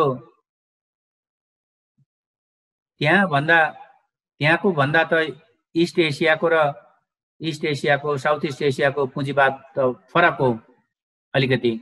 फाइनेन्सियल क्यापिटलिजम छ, प्रोडक्सन त्यही लेभलमा छ, सारा कुरा छ, तर स्टेट सक्षम छ। त्यसमा त्यता अलिकति असर गरेन। तर पुँजीवादले नै यो कोभिड-19 ल्यायो भन्न चाहिँ मिल्दैन होला अशेषजी, मेरो विचारमा। एकअर्काको आरोप हो त्यो। अर्को प्रश्न छ यहाँ मुक्ति यादवजीको। उहाँले चाहिँ नेपालको सन्दर्भमा कम्युनिस्टहरूसँग सम्बन्धित प्रश्न राख्नु भएको छ र उहाँले चाहिँ यो सारा सङ्कटको बेलामा चाहिँ जनताको हित भन्दा अघि जसरी सरले अलिकति चर्चा पनि गर्नुभयो, त्यो चाहिँ किन जनताको हित भन्दा पनि अलि पतनको बाटोमा पो गएको हो कि किन त्यस्तो हुन्छ त सर कम्युनिस्ट पार्टी पनि भन्ने एउटा प्रश्न छ। के भन्नुहुन्छ यसमा? नेपालमा चाहिँ समस्यालाई बुझ्ने अनि समस्यालाई देख्न सक्ने अनि कम्युनिस्ट भनेको के हो, समाजवाद भनेको के हो, राज्य भनेको के हो, राज्याधिकारीहरूको जिम्मेवारी भनेको के हो, त्यो बुझिसकेको जस्तो लाग्दैन यहाँको राज्य अधिकारीहरूले। र यहाँको समाजको चरित्र र समाजमा निर्माण भइरहेको विभिन्न वर्गहरू अनि त्यो वर्ग निर्माण हुने विशिष्ट ऐतिहासिक सामाजिक राजनीतिक भनौँ न परिस्थितिहरूलाई पनि बुझ्न सक्ने खालकोहरू त्यो एउटा क्षमताको पनि अभाव छ जस्तो देखिन्छ। त्यसो हुँदा एक ज्ञानको अभाव छ, दुई आत्मविश्वासको अभाव छ। अनि नेपाल मूलतः कसरी चल्छ भने नेपाल मूलतः हाम्रोमा मलाई कस्तो लाग्छ भने हामीले राजनीतिक फड्कोहरू जति मार्नु थियो मारिसक्यौं।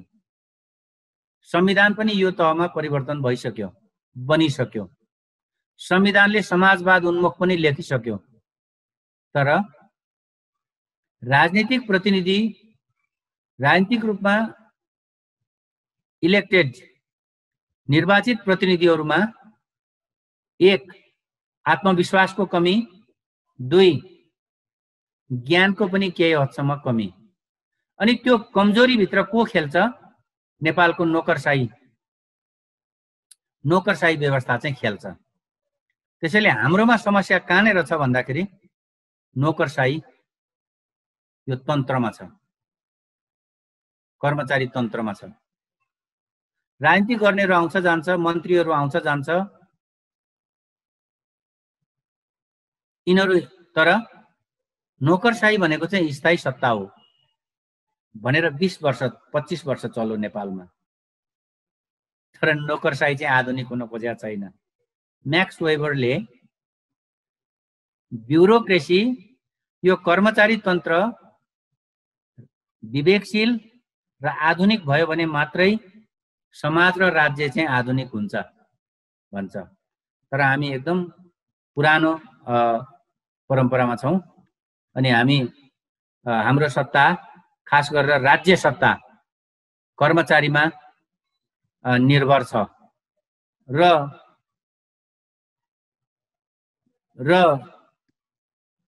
केबाट सुरु गर्ने भन्ने आइडिया पनि चाहिँ छ जस्तो लाग्दैन। हेल्थ सेक्टर यो दलाल नोकरशाही पुँजीवादी व्यवस्था यहाँनिर हावी छ। कम्प्रेडर भन्छ नि, कार्ल मार्क्सले एउटा शब्द प्रयोग गर्छ कम्प्रेडर, त्यो दलाल नोकरशाही भन्ने।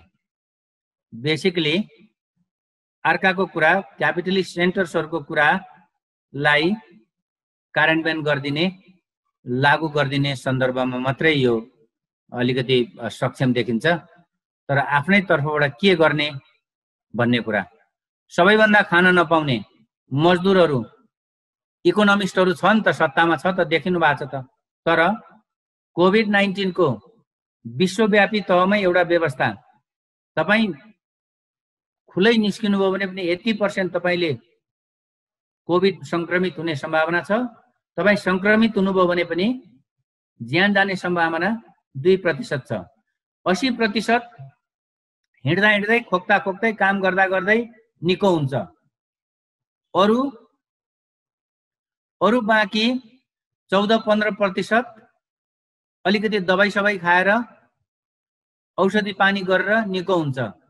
अरु 4-5%, 3-4-5%लाई हुन सक्छ भेन्टिलेटरमा लानु पर्ला, आईसीयू मा राख्नु पर्ला, त्यहाँबाट चाहिँ समस्या हुन्छ। त्यो त बार-बार आइरहेको थियो त।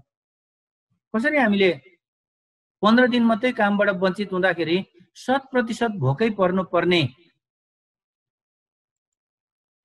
जुन वर्ग छ त्यो वर्गको चाहिँ समस्या चिन्नै सकेनौं नि त। त्यो गर्नको लागि के आईए पढ्नु पर्छ, एमए पढ्नु पर्छ? पर्दैन नि त। हरेक सत्तामा जाने, भयंकर सत्तामा ठुलो लेभलमा जानुपर्छ र? पर्दैन नि त। हामी हाम्रै घरको निर्णय गर्दाखेरि पनि हाम्रो घरले परिवारले निर्णय गर्नुपर्ने भएको भए परिवारमा हुने सबैको सहयोगीहरू भए सहयोगीहरूको पनि जिम्मेवारी हामी लिन्थ्यौं त। राज्य त त्यसो पनि गर्न सकेन। त त्यसैले मलाई लाग्छ आत्मविश्वासको कमी, ज्ञानको कमी अनि ढोङ बढ्ता गर्छ राज्य अहिलेको वर्तमान चाहिँ। स्रोत साधन पनि छैन, स्रोत साधनको पनि कमी होला। तर स्रोत साधन कमी हुनुले तपाईको इकोनोमिक प्रोग्रेसलाई फरक ढङ्गले लान्छ। जहिले पनि संसारका विभिन्न इकोनोमीहरू डेफिसिट बजेटमा चल्छन्। डेफिसिट बजेटमा चल्यो भने मात्रै तपाईले फेरि स्रोत साधन जुटाउने सङ्घर्ष गर्नुहुन्छ, दोहोरो सोच्नुहुन्छ। तपाईसँग अलरेडी ब्यालेन्स र सेभिङ भएको बजेट छ भने केही दिमागलाई अलिकति खियाउने खालको परिश्रम गर्नै पर्छ भन्दैन। हाम्रोमा त के छ भने छैन भन खुट्टा तन्कायो बसो, त्यस्तो खालको पनि प्रवृत्ति चाहिँ देखिन्छ। अब यहाँ अर्को एउटा प्रश्न छ, जस्तै रोजगारीसँग सम्बन्धित। अब हाम्रै राष्ट्रिय योजना आयोगका अनुसार कोभिड-19 का कारण करिब 20 लाख मानिस बेरोजगार भएका छन् भनेर नारायण केसी पोखरेलले एउटा डेटा राख्नुभयो। अब यो रोजगारी, कोभिड-19 अनि यो पुँजीवाद, यसलाई कसरी हेर्दै हुनुहुन्छ सर? राष्ट्रिय योजना आयोगले यो के गरेर 20 लाख मानिस बेरोजगार? अब हाम्रोमा त अध्ययन गर्दैन, यो फ्याक्ट हानेर यसरी जोर्की विचोर गरेर हेर्ने चलन पनि छ। मैले उडाउन खोजेको त होइन। अब अनौपचारिक सेक्टरमा तीनटा खालको रोजगारी, तीनटा खालको सेक्टरमा हुन्छ इकोनोमिकली नेपालमा। मैले एन्थ्रोपोलोजीमा चाहिँ के भन्छु भने, एक औपचारिक सरकारमा ट्याक्स तिर्नेहरू कर्मचारी होइन, पब्लिक र प्राइभेट सेक्टरका कर्मचारीहरू, त्यो औपचारिक पनि फुल टाइम र पार्ट टाइम दुई खालका होलान्। अब अर्को अनौपचारिक। अनौपचारिक भनेको यी हामी भनौँ न नाङ्लो पसल, सामान्य घरमा अब रोजगारी गर्ने, यस्तै निर्माणपट्टि सडकमा अथवा घर निर्माणमा विभिन्न किसिमका कम्प्लेक्सहरू, यो सहकारी सेक्टरमा अनेकमा, अनि सडक बालबालिका पनि हाम्रोमा त्यतिकै त्यस्तो खालको छ अनौपचारिक। अर्को अङ्ग्रेजीमा सब्स्ट्यान्टिभ भन्छ, एकदम आधारभूत, त्यो खालको पनि रोजगारी छ। जस्तो जजमानी सिस्टम होइन, विष्ट प्रथा, अनि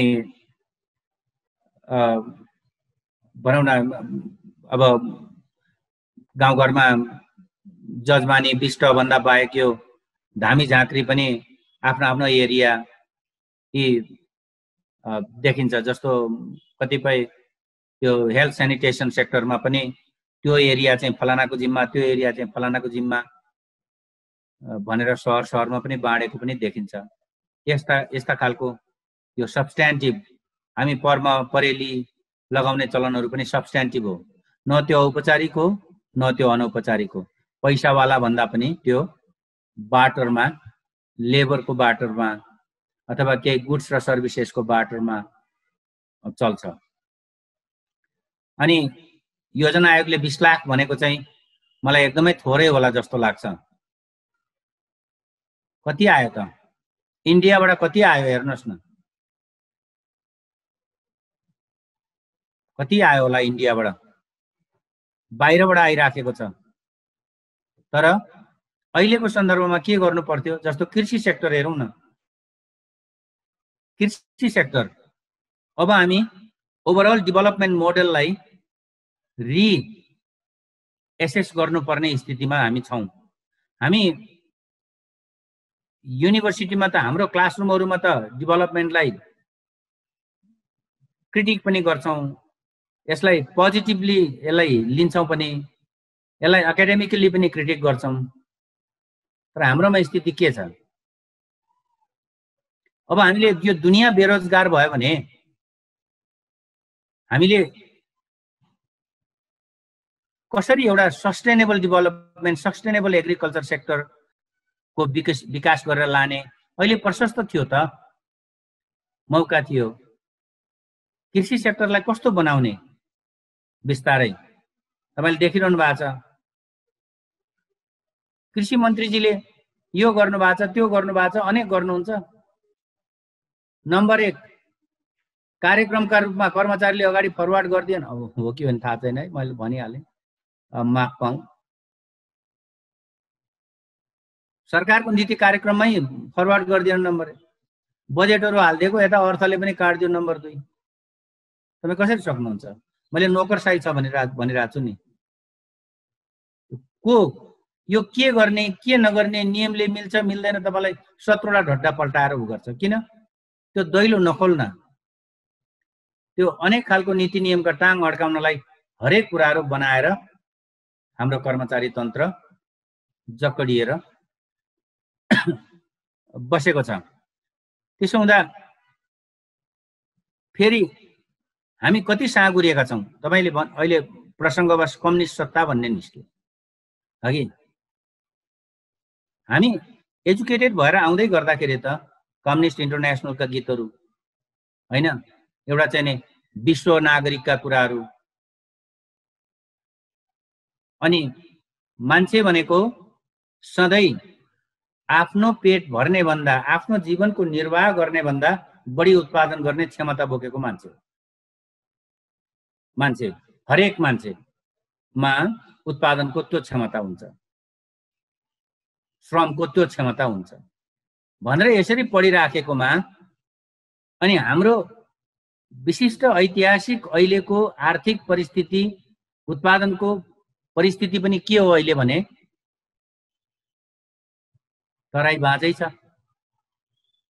जग्गा जमिन खन्जोत छैन, विदेश छ, विदेशमा चाहिँ माइग्रेट भएर गएको छ, इन्डिया माइग्रेट भएर गएको छ श्रम शक्ति। पहाड तपाईँ हेर्नुहोस्, खेत जग्गा सब खेतबारी बाँझो छ। यो स्थितिमा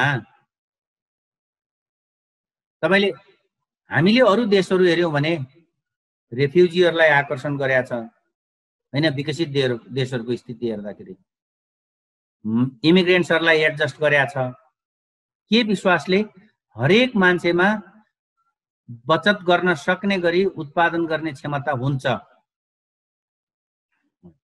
हामी कतिसम्म साँगुरिएका छौँ अहिले भने यो कोभिड-19 कै सन्दर्भमा यताउता हुँदा घच्याघुचुक हुँदा यो प्रब्लम आयो। इन्डियाबाट बिहे गरेर ल्यायो भने अब नेपालै बगेर चाहिँ गंगाको मैदान भन्दा तल पुग्छ भन्ने जस्तो भएर एकदम साँगुरो, यो नागरिकता पनि साँगुरो, कुनी के पनि साँगुरो। हाम्रो त यो पवित्र देवभूमि हैन, यो भूमि अनि एकदमै कस्तो साँगुरिएर आयो त नेपालको कम्युनिस्टहरुको सोच विचार गर्नुहोस् न। मलाई चाहिँ कस्तो लाग्छ भने जसरी एजुकेटेड भएर हामी आयौं, एउटा खालको हामीसँग क्षमता छ, हामीसँग यति क्षमता छ कि हाम्रो पेट भर्ने, हाम्रो परिवारको पेट भर्ने भन्दा हामी बढी उत्पादन गर्न सक्छौं मौका पायौं भने। त्यो बढी उत्पादन गर्ने र हाम्रो बढी क्षमतालाई प्रदर्शन गर्ने कुराले नै हाम्रो देशलाई, हाम्रो समाजलाई, हाम्रो माटोलाई उर्वर बनाउँछ र अगाडि लान सक्छ। अब यो छैन, देशै कसैलाई पनि छुन नदिने, देश अनि विदेश अनि देशी हामी अनि विदेशी सेल्फिङ र अदरिङ गर्ने एउटै मानव समुदायमा त्यो कहाँ गयो त? विश्वका मजदुर एक हौं भन्ने कहाँ गयो? क्यापिटलिजम भन्दा पनि हामी त उहिलेको फ्युडलिजम भन्नु, फ्युडलिजमलाई पनि कामदार चाहिन्छ,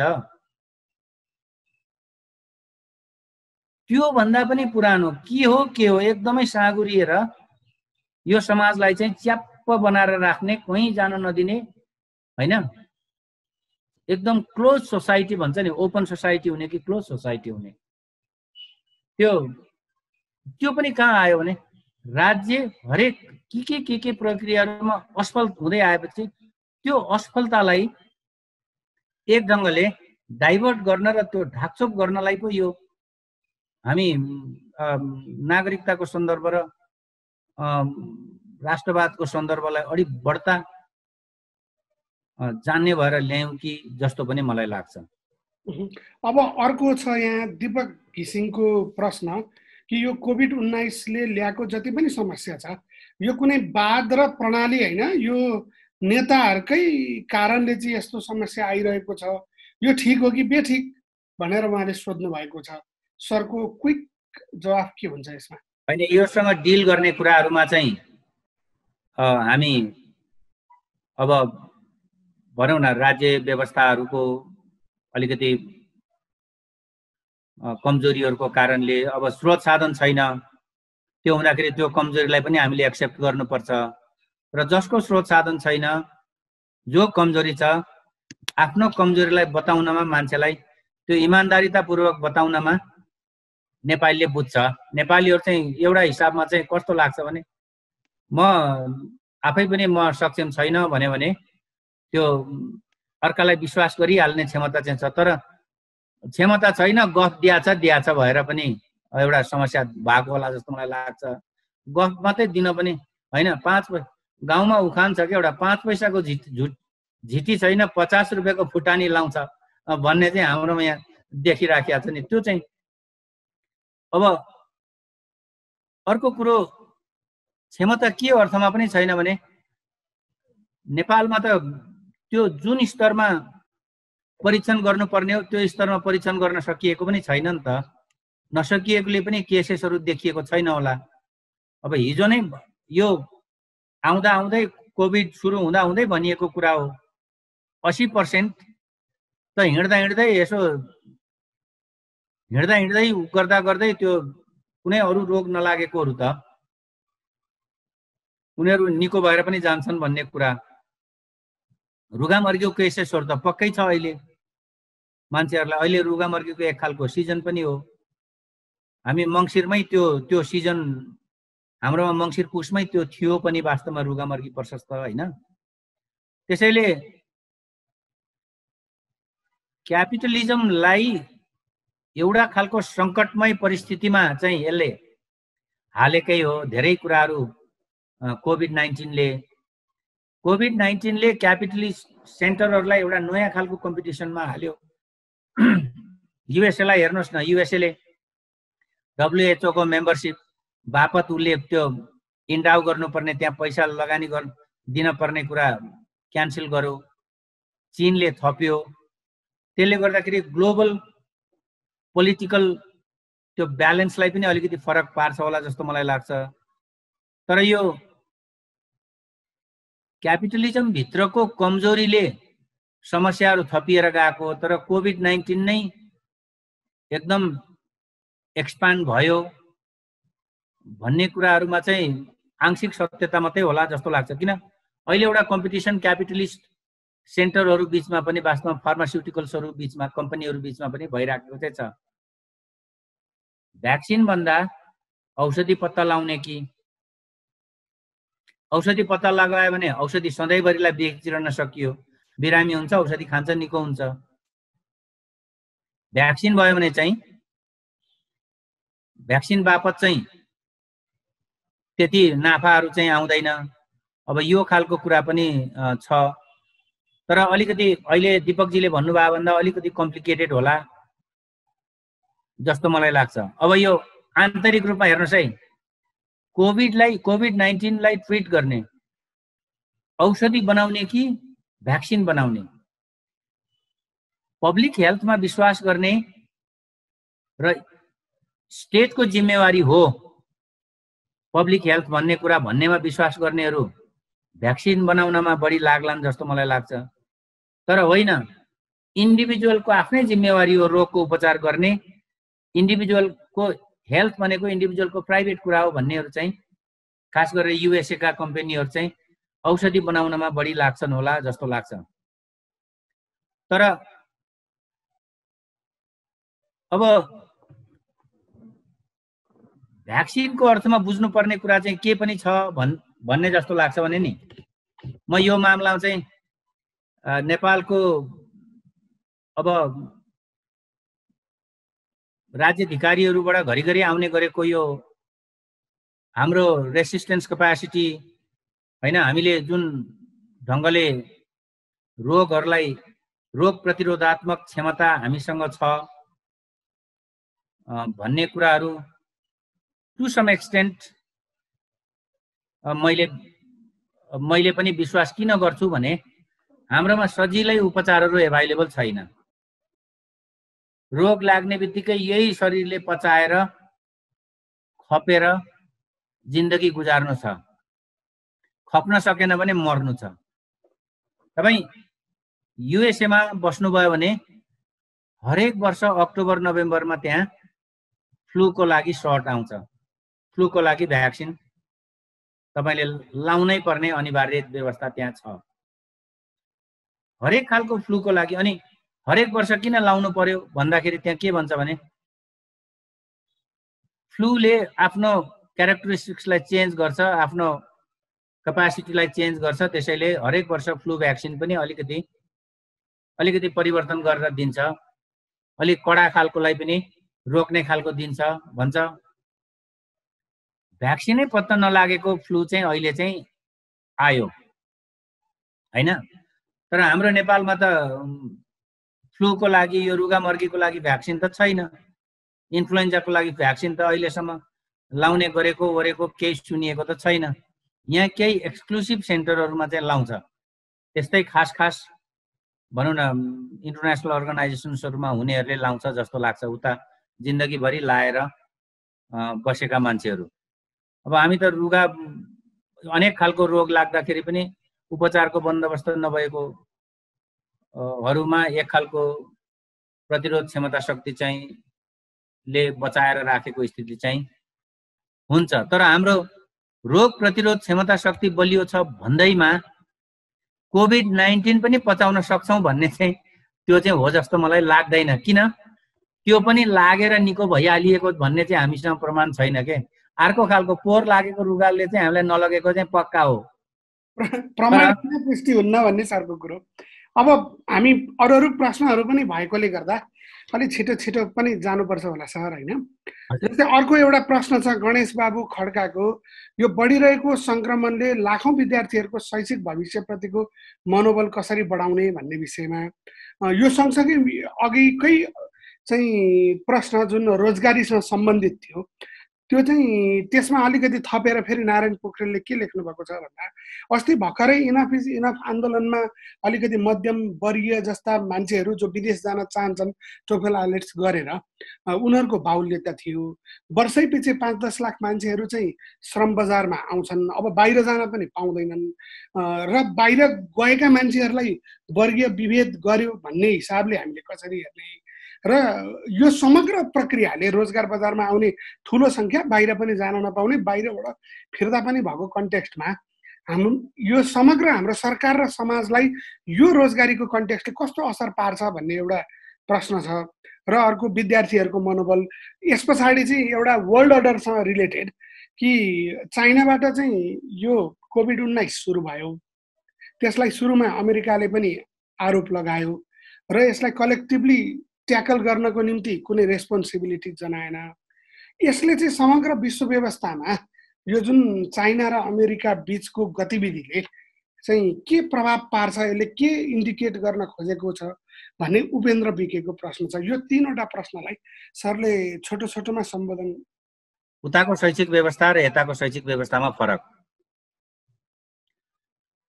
हिजोस्ति सडकमा जो भाइ यो युवा विद्यार्थीहरू जस्तो लाग्छ मलाई, उहाँहरूको एज ग्रुपहरू हेर्दाखेरि जो आयो उहाँहरू वास्तवमा पढ्नका लागि यहाँ भन्दा पनि 12 क्लास सकेपछि उता जाउँ भन्ने चाहनाकोहरू, त्यो ग्रुपहरू निकै जस्तो देखिन्छ। अनि उनीहरूलाई अहिलेका बालबालिकाहरूप्रति, अहिलेको विद्यार्थीहरूप्रति म यति एकदमै नतमस्तक हुन मन लाग्छ। हामीले जम्मी यस्ता किताब सिताब पढ्यो, यो कण्ठ गर्यो, ऊ कण्ठ गर्यो, अघि बल्ल यतिको। अहिलेका विद्यार्थीहरूको, अहिलेको हाई स्कुलको विद्यार्थीहरूको, अहिलेको मिडल स्कुलको विद्यार्थीहरूको त्यो सोच्ने, चिन्तन गर्ने र विश्लेषण गर्ने क्षमता एकदमै हाम्रो भन्दा कता फराकिलो छ।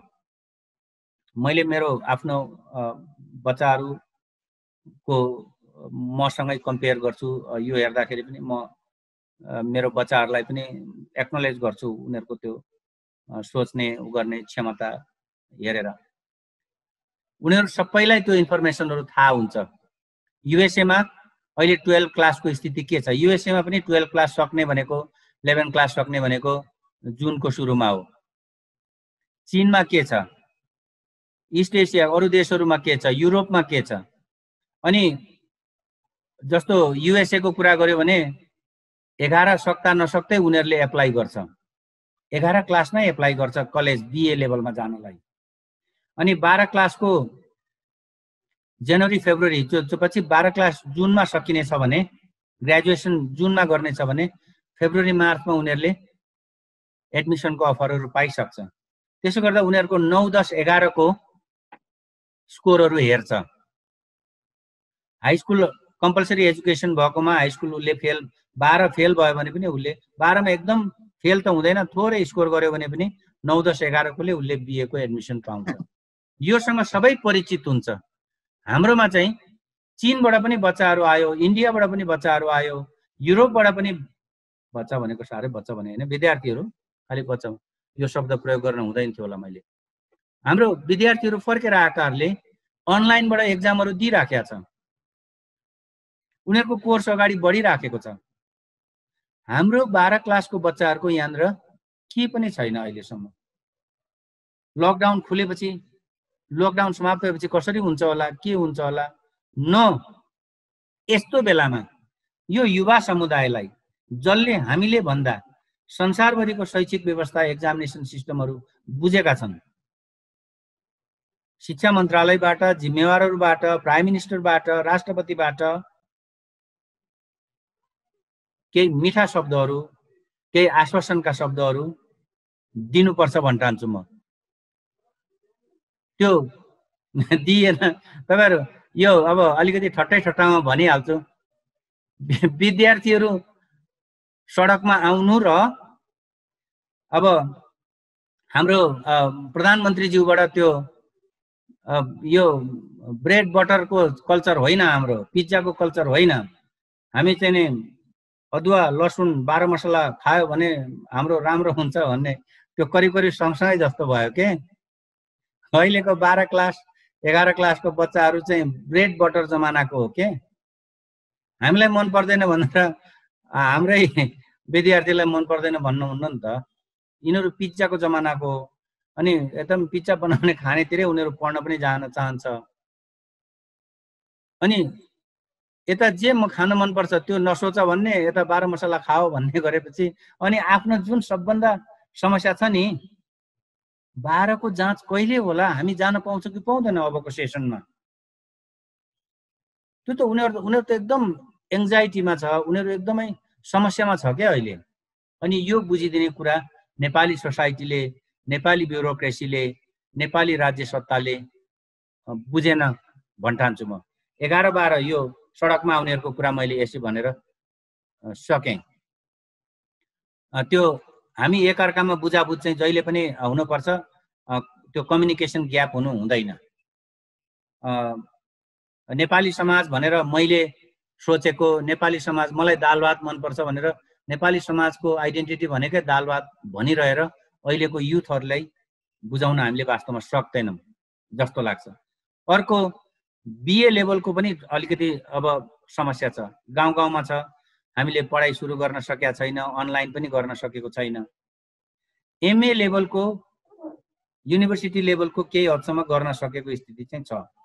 यो पनि अहिले यो शैक्षिक क्यालेन्डर चाहिँ अलिकति कन्टिन्यू गर्न सकिन्छ कि भनेर सुरु गर्यो त्रिभुवन विश्वविद्यालयले, काठमाडौँ युनिभर्सिटीले पनि। कस्तो हुँदो रहेछ भने एक खालको फिजिकल क्लास सेटिङमा पढिराखेकोहरूलाई आज पनि बिहानभरि 2-3 घण्टा, दिनभरि 2-3 घण्टा त्यो गर्दा गर्दा त्यो क्लास एडाप्टेसनको कुरा हो। यो आफू त्यो नयाँ परिवर्तित सन्दर्भमा एडाप्ट नगरेको स्थितिमा चाहिँ अलिकति फ्रस्ट्रेसन, अलिकति इरिटेसन, अलिकति यो विथड्रल सिम्पटम भन्छ, म छोडिदिउँ कि क्या हो भन्ने खालको नि। अब यो बीचमा चाहिँ मलाई फेरि पनि यसलाई कसरी समाधान गर्ने जस्तो लाग्छ भने जहाँ जुन लेभलमा गर्न सकिएको छ, विद्यार्थी टिचरको बिचमा कम्युनिकेसन, डिपार्टमेन्ट, युनिभर्सिटी, त्यसमा मन्त्रालयले पनि, विश्वविद्यालयले पनि, विश्वविद्यालयको पनि फरक निकायहरूले पनि, अनि शिक्षा मन्त्रालयको पनि फरक विभिन्न निकायहरूले पनि, अनि सरकारले पनि केही आश्वासनका कुराहरू चाहिँ दिइरहनु पर्छ। के अर्थमा मैले कताबाट यो भनिरहेको छु भने युएसए को पनि हाई स्कुल लेभल त दुःखमा सकियो नि त, सबै बन्दाबन्दी भयो, सबै घरमा बसे। हाई स्कुलको 11, 12 सबै एक्जाम चाहिँ स्कुल लेभलको सारा एक्जाम अनलाइनमा भयो अथवा इन्टरनल इभ्यालुएसनको आधारमा भयो। अघि 12 ले ग्रेजुएट गरेको, हाई स्कुल ग्रेजुएट गरेकाहरूको 9 मा पूर्व राष्ट्रपति बराक ओबामाले 8-9 मिनेटको एउटा स्पिच दिनुभएको छ। तिमीहरू जस्तो सक्षम कोही पनि छैन। यो बेलामा तिमीहरूलाई यस्तो समस्या परे पनि हाम्रा अहिले हाई स्कुलको ग्रेजुएटहरूको जिन्दगीको एउटा नयाँ अनुभव। अब तपाईहरु कलेज जाने बेलामा केही समस्याहरू होला, तर यो सबै युनिभर्सिटी स्टुडेन्ट स्कुल सबै मिलेर मिलाउनु पर्छ, सल्टाउनु पर्छ। पढाइ भनेको यस्तो उस्तो, पढाइले तिमीलाई यस्तो बनाउँछ, फ्रस्ट्रेट हुनु हुँदैन, यो सारा कुरा नि हाम्रोमा चिन्तनमा सामन्तवाद किन छ मैले भनिराखेको छु भने हाम्रो स्तरले विद्यार्थी भाइ बहिनीहरूको कुरा गर्ने होइन भन्ने खालको सोच छ के। त्यसैले मुखमा मार्क्सवाद छ त मनमा सामन्तवाद छ। त्यो हायरार्की छ एकदमै। त्यो पुँजीवादको चरित्र होइन। पुँजीवादमा नाफा छ र आफूले भनेको कुरा सुन्छ र केही प्राप्त हुन्छ। आँखा झिम्काएर पो अर्काको गोजीको पैसा लिने हो कि अहिलेको पुँजीवादमा, मुसुक्क हाँसेर पो लिने हो कि, उधारो दिएर पो लिने हो कि, अघि फकाएर पो लिने हो कि, फकाउ यो सबै कुरा गर्दैन, तर्साएर लिने हो कि, सबै कुरा उठा छ। अहिलेको पुँजीवादले सबैभन्दा एक्सेप्ट गरेको कुरा के हो भने उपभोक्ताहरूको पर्चेजिङ क्यापासिटी र उपभोक्ता मरे भनेर असक्षम भयो भने पुँजीवाद मर्छ भन्नेमा विश्वास गर्छ उनीहरूले। विद्यार्थीलाई पनि टु सम एक्सटेन्ट उपभोक्ता मान्छ। फीले मात्रै तपाईको युनिभर्सिटीको फी स्ट्रक्चर एकदम ठुलो छ युएसएमा। प्राइभेट युनिभर्सिटीहरू, स्टेट युनिभर्सिटीहरू पनि फ्री होइन युनिभर्सिटी लेभल। छात्रवृत्ति यद्यपि प्रशस्त छ, तर युएसको सोसाइटीहरूमा त्यहाँको क्यापिटलिजमको सेन्टरमा त्यहाँ के हुन्छ 2008-9 को एक्सपिरियन्समा म तपाईलाई बताउँछु। इकोनोमिक रिसेसन भयो, चाइनाको ऋण खानु पर्यो, चाइनाको नगद ऋण खानु पर्यो। त्यति बेला खान थालेको नगद एटलिस्ट $1 ट्रिलियन त्यति बेला लिएको, अहिले बढेर 2 ट्रिलियन नागिसक्यो। 2 ट्रिलियनको लगभग भइसक्यो। अमेरिकाले तिरेको छैन। हामीलाई लाग्छ चीनले बरु अमेरिकाको ऋण खा जस्तो होला, तर होइन। चीन अब ग्लोबल सेन्टर, ग्लोबल उमा अर्डरमा पनि अब यो अलिकति नयाँ पोजिसन लिएर चीन आउँछ जस्तो मलाई लाग्छ। तर 2008-9 मा जब इकोनोमिक रिसेसन भयो, तपाईलाई इमेल आउँछ, तपाईलाई फोन आउँछ, तपाईलाई किन तपाईसँग पैसा छैन भनेर थाहा छ इन्डिभिजुअल कस्टमरलाई। अहिले क्यामेरा लिइराख, 6 महिनापछि बिल आउँछ, तपाईको सोशल सिक्युरिटी नम्बर योहरू लिएर गर्छ। अहिले ल्यापटप लिइराख, अहिले कार किन्ने हो लिइराख, 6 महिनापछि बिल आउँछ, त्यसको 4 वर्षपछि 4 वर्षसम्म तिरिसके हुन्छ। यस्तो खालको कुराहरू हुन्छ के। हाम्रो नेपाल त त्यो खालको चेतना भन्ने त आकै छैन जस्तो लाग्छ। सो नारायणजीको रोजगारीका शब्द अर्थमा मलाई कस्तो लाग्छ भने रोजगारी पनि हामीले कृषि सेक्टरमा, हाम्रो लोकल सेक्टरहरूमा कसरी बढाउने, यो एउटा राम्रो अवसर थियो विकासलाई फरक ढङ्गले डिफाइन गर्ने, रिएसेस गर्ने। त्यो गुमाउँदैछौँ जस्तो मलाई लाग्छ। त्यो मैले अघि मन्त्रीज्यूको उदाहरण दिएँ हैन। अब अहिले अर्थमन्त्रीज्यूको तपाईले सुन्नुभयो, विदेश जान प्रवृत्त गर्ने, विदेशले खोलेकै छैन, कहाँबाट अब चाहिँ उहाँहरूलाई मोटिभेट गर्ने। त्यसैले सेल्फ इम्प्लोइमेन्ट र स्मल स्केल इन्टरप्रेनरसिपहरूमा अब बढी हामीले स्मल स्केल इन्टरप्रेनरसिपमा हामीले ध्यान दिनु पर्दाखेरि के हुने भयो, हाम्रो अहिलेलाई हेर्दाखेरि नजर हाम्रो ठुलो जस्तो छ, एकदम राष्ट्रिय गौरवमा, यो उमा त्यो उमा। राष्ट्रिय गौरवको जुन इन्फ्रास्ट्रक्चर डेभलपमेन्टको कन्सेप्ट छ नि, राष्ट्रिय गौरवको योजनाहरू हामीले कस्तो बनाउनु पर्यो भने सामाजिक सेक्टरमा कसरी पारिवारिक नाता र पारिवारिक व्यवस्थाहरूलाई बलियो बनाउने र बलियो समुदाय, बलियो समाज, सुखी समाज निर्माण गर्ने राष्ट्रिय गौरवको योजना चाहिँ त्यस्तोहरू आउनुपर्छ जस्तो मलाई लाग्छ कि नम्बर 1। नम्बर 2 अब हामी यो सरकारले यस्तो खालको योजनाहरू ल्याउँ कि हरेक प्रदेशमा, हरेक गाविसमा, हरेक गाउँपालिकामा, नगरपालिकामा, हरेक लोकल गभर्नमेन्ट्सहरूमा इन्डिभिजुअल इन्टरप्रेनरसिपहरू कति भनौँ न 10 जनालाई रोजगारी दिन सक्ने खालको एउटा इन्टरप्रेनरसिप सुरु गर्छ भने यसरी गर्ने, 20 जनालाई गर्न सक्छ भने यसरी गर्ने, त्यस्तो कुराहरूमा बढी फोकस गर्यो भने हाम्रो यही नै उत्पादनको प्रणाली चाहिँ बलियो हुन्छ जस्तो लाग्छ। तर हामी के छ, कार मोटरसाइकल कसरी उत्पादन गर्ने त्यो इन्भेस्टमेन्टमा गराउनु छैन। जहिले भन्सार शुल्क बढाएर जो अरू देशले ट्रेड वारका रूपमा मात्रै गर्छ, इन्डियाबाट आउने कारको भन्सार शुल्क बढाउने हो अनि त्यो खाने हो। अनि हामी दुनियाँलाई थाहा छ सम्भ्रान्तहरूले मान्छेले पेट्रोल कारै किन्नु खोज्छ किन त्यसको कुद्ने इफिसियन्सी हुन्छ, त्यो लामो दौडमा पनि जान्छ। इलेक्ट्रिक कार भनेकै आएको किन हो त? अहिलेको विकासको मोडेल फ्युल बेस्ड कारहरू चलाउँदाखेरि वातावरण चाहिँ ओजोन लेयर समाप्त भयो, क्लाइमेट चेन्ज एकदम वार्मिङ, ग्लोबल वार्मिङहरू एकदमै बढेर गयो। त्यसो हुँदा अब वार्मिङ नगर्ने खालको फ्युल नआउने धुवा रहित सहरहरू बनाउने भनेर इलेक्ट्रिक कार धनीले किन्न खोज्दैन। हेर्नुहोस् किन, एकचोटि चार्ज गर्दा थोरै मात्रै चल्छ अनि लामो दूरीमा पनि जाँदैन, त्यसले स्पिड पनि लिँदैन।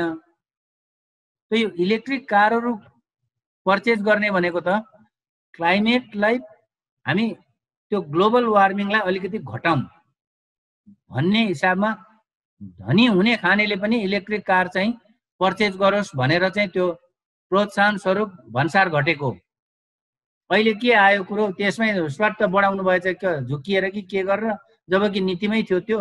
अनि सम्भ्रान्तहरूले चलाउने हो इलेक्ट्रिक कार अनि भन्सार नबढाइ हुन्छ यस्तो खालको। त्यसैले मैले यो ज्ञान पनि छैन कि पोलिसी कुनै किन बन्यो भन्ने कुरा थाहा पनि छैन कि किताबमा भन्सार लागेको छ। हेर्नुहोस्, सो यो बडो ऊ छ। अब त्यो रोजगारीको चाहिँ त्यो हिसाबले हामीले बढाउन सक्छौँ जस्तो लाग्छ।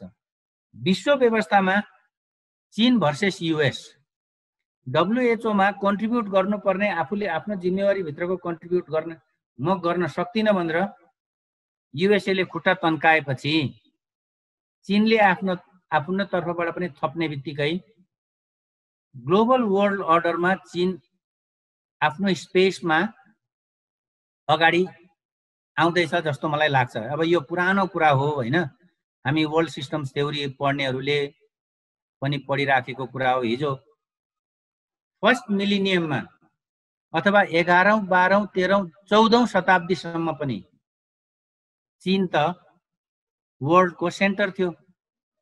Asia was the centre of the globe. A G Frank भन्नेहरूले अरूहरूले गर्छ होइन, जस्तो हाम्रो खगेन्द्र प्रसाई सर, मैले एउटै किताबहरू पढेको हुनाले हामी चाहिँ अब एक ढङ्गले यो चीन आउनु चाहिँ अब बिस्तारै ग्लोबल वर्ल्ड अर्डर चेन्ज हुन्छ। सेन्टरहरू अब सेन्टरले आफ्नो सेन्ट्रल पोजिसन गुमाउँदैछ, युएसएले गुमाइराखेको छ, चीन आउँछ, चीन पुरानो लयमा फर्किन्छ। यो चाहिँ ग्लोबल सेन्टरहरू चाहिँ मोबाइल हुने कुरामा यो एकदम वर्ल्डको नियमै हो। हिजो सिल्क रोडको जमानामा 14औं, 15औं शताब्दीसम्म चीन चाहिँ वास्तवमा वर्ल्ड ट्रेडको सेन्टर थियो। युरोप त्यति बेला एकदमै मर्केन्टालिस्ट स्टेजमा मात्रै थियो। तर पछिबाट युरोपले समाउ इ टुक ओभर भन्यो। अब युरोपको त गयो, अब चीनको एक ढङ्गले आयो। त्यसैले विश्व व्यवस्था परिवर्तन हुने कुरा त यो अवश्यम्भावी हो। संसारका कसैले पनि रोक्न नसकिने जस्तो देखिन्छ मलाई।